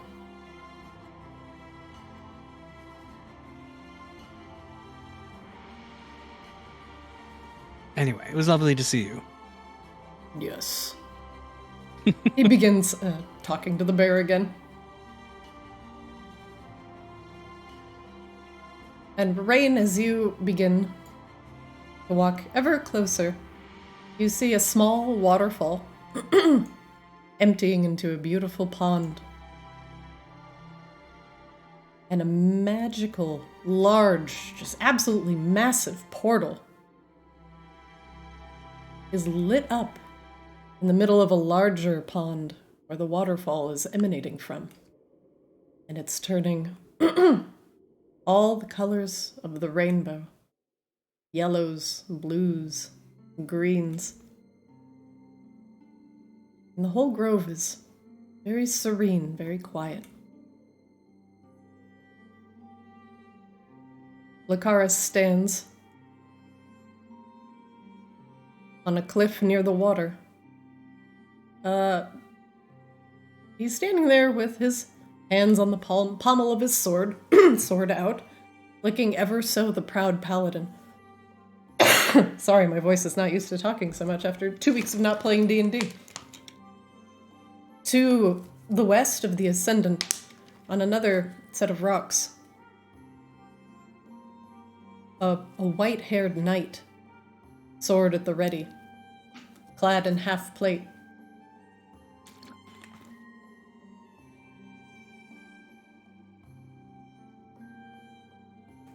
He seems to be ritualistically scarred. Young Thancred? And he watches over the being, this ethereal woman, to his to his right. The woman standing on the rock almost looks like a being made of pure diamond. Her skin a pale and pearlescent shimmer. You're not sure if her armor is ice, silver, or diamond. But it is beautiful and radiates the same colors that the portal is also radiating. Her eyes appear to be pupilless and gaze about at nothing. In her hand she holds a fine silvered staff with six crystals atop it. She seems to be looking quietly at the assembled below. Rain, do you do anything? No. Lucaris kind of steps up on the cliff, looks around, spots you all in the crowd. He waves. Takashima waves back very excitedly. Yep, wave back enthusiastically. Give a thumbs up, 2 thumbs up.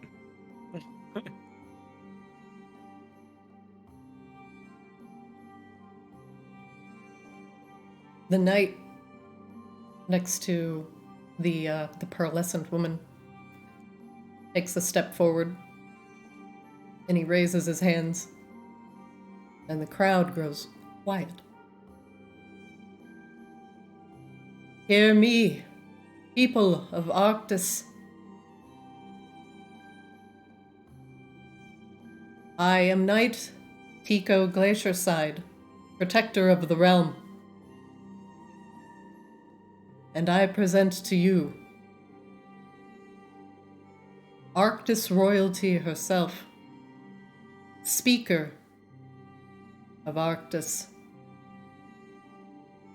the Princess Luminaria Arctis. There's awes and oohs and hushed words. as she takes a very delicate step forward and raises her staff towards the massive portal.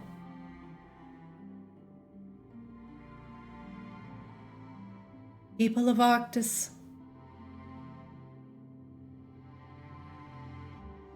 thank you for being here today.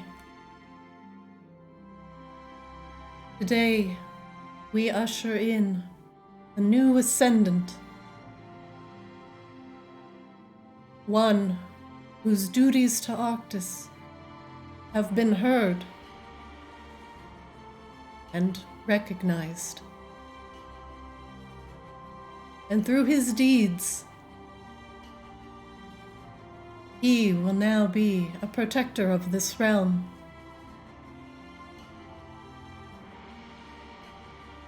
Lacaris Winterheart, step forward. He takes a step towards the portal, kind of unsure. The water appears to be shallow, only coming up to about his knee. Do not be afraid, Lacaris.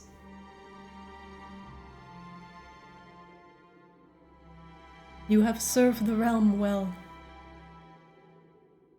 And now it is time for you to become one with Arctis.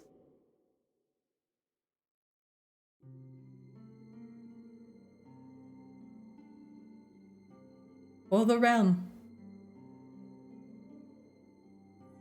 The Ascendant takes a couple cautionary steps forward.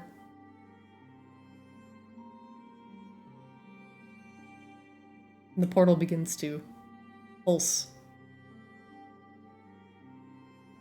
a little bit faster.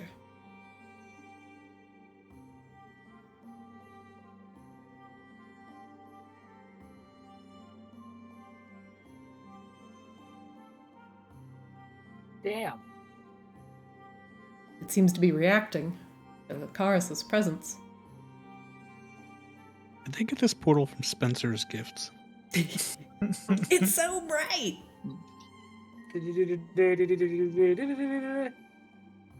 It's actually really pretty. You did a great job on this.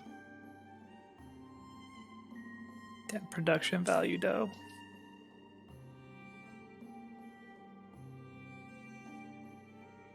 He takes another step forward. Reaches his I don't hand want to out to the undermine portal. this scene, but Flix is like super paranoid and like watching the crowd as much as he's watching Lacaris.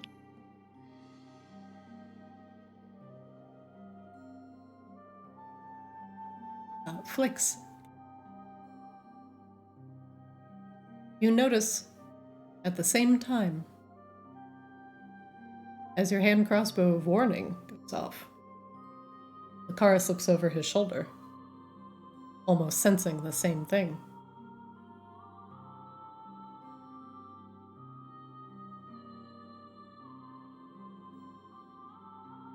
There is a unnerving feeling, Flix, that you are being watched.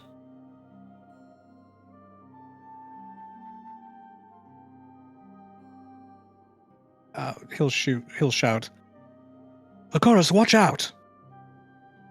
Something's about to happen! And I will zip his way. Lacaris, I sense it as well. But what? He looks up at the portal.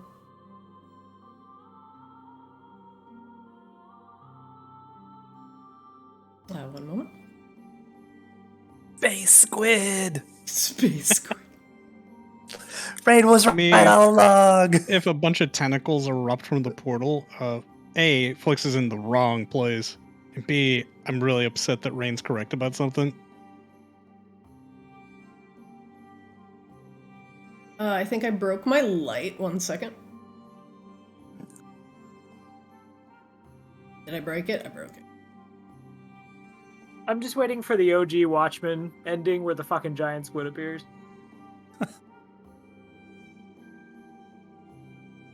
Damn it. But we're already cooperating so well. There we go. Slow that.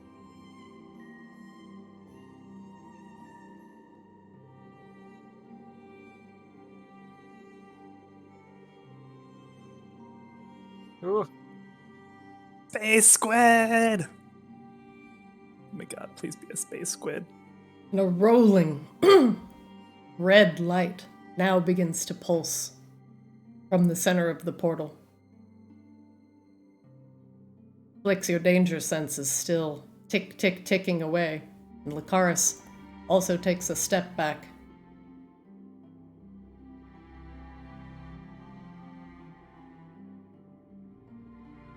And I need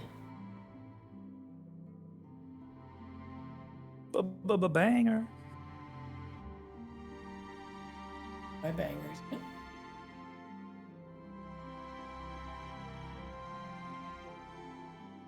Map's like, nah, this is such a serene glade. You don't need a banger here.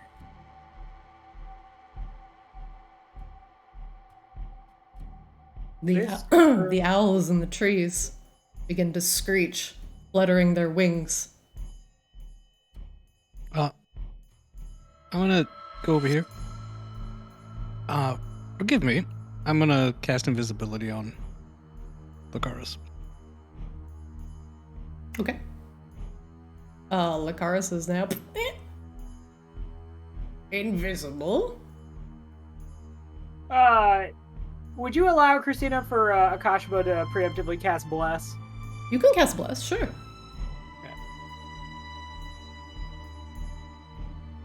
It's designed to hit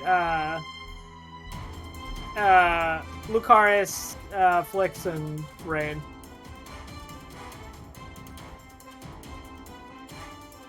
Alright. Lucaris is now blessed. Skirt. Blessed. Blessed. This is actually not what I want right now. Sorry, I'm being very picky about this.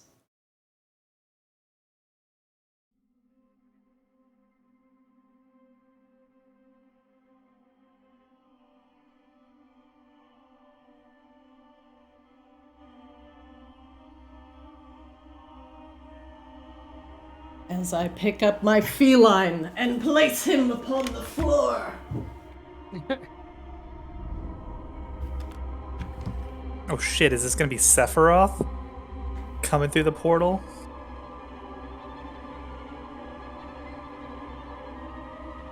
What? If we're still taking bets, my bet is that humans are showing up and it's Nazi Germany.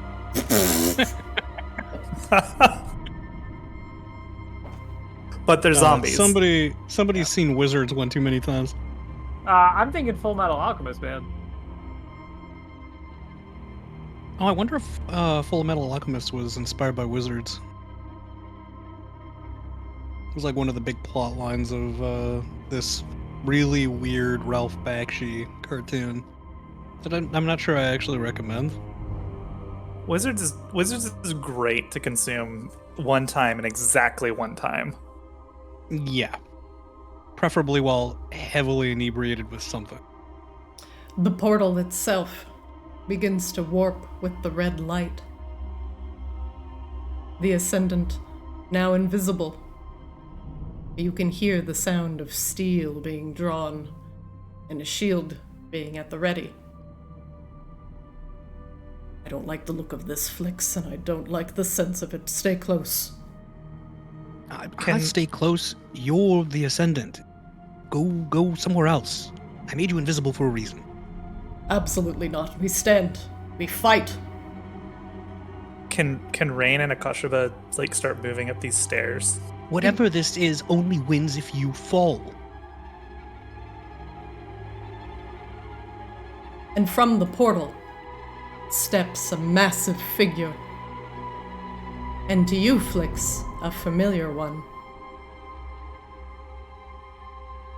Oh shit! Oh, Forgruk, hey! Oh shit, it's Garage Hellscream. No! We were all wrong! You were all wrong! This is what happens because he got the heart of Ysuraj. God It's damn it. Old Man Jenkins! And for the others who have not seen Let's see him who's yet, really underneath that pauldron. Forgruk is a massive beast of an orc and a Goliath combined, standing head and shoulders taller than even Irvi. He is Flicks a massive beast of a man. backs away. Standing toe to toe with that is not in my wheelhouse. And he steps with confidence from the portal. Pauldron on one arm, a broken shield on the other. Is my crossbow still going off? Oh This guy needs yeah! arm. Oh yeah! Hey, And he crossbow explodes. sniffs the air with an almost primal hunger. And he laughs.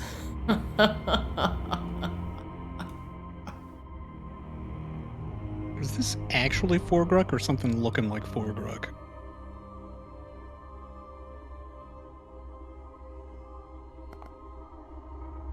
I have no idea. I have no idea. The princess gasps. Forgruk, you do not belong in this plane. You gave your life to Arctis. Return now. You will bring doom upon us all. You fool of a fae. I've spent enough time within Arctis to know this land cannot be saved. It is over, Luminaria. The Ascendants end today. And his hand materializes a massive battle axe, normally wielded in two hands for any simple man, but like a child's toy in his grip. And that's where we'll end the session for today. Jinkies. Shit. Aw, that's me in the corner. That's me in the spotlight, losing my religion. Having my religion ripped away from me by a Yeah. gray-skinned shirtless man. But wielding a, dual battle axe in one fucking hand. I think he's gonna get to beat my religion pretty hard. It's time for an ass beating. All Yeah. right. Well, thank you. That was a lot of fun. I'm excited to be back. Yeah, it's so good to be back. Woo! I'm excited to be back too. I do have to deliver the bad news that I can't play next week. What? I'm The going to fuck? be in Arrowhead, and I won't have a computer. No. That's We agreed illegal. upon a vacation window. I don't agree with that. We could potentially do a different day or bonus sesh. I will be. When are you I leaving? will be out basically from Monday until the following Saturday. Oh. Bullshit. Well, I'll be around this Sunday. I don't know if you're busy packing or whatever, but Sunday I need to check and make sure I don't have something else Okay, scheduled. Stuff has well, gotten real tight, but you don't, Sunday would be awesome if we can swing it. Cool. okay. Well, let me know. All right. I'm going to shoot for Sunday, so if you guys want to shoot for Sunday, I'm totally down. Sweet. Cool. Sunday's good. Because for I don't me. want to delay this too long. 'Cause, Great. I will. Getting murdered by Forgruk seems like a good way to end this campaign. Yeah! Murdered by Yay! Forgruk! All right. All right. Bye, everyone. All right. Have a good night, guys. Hey, My hey, friends. Night.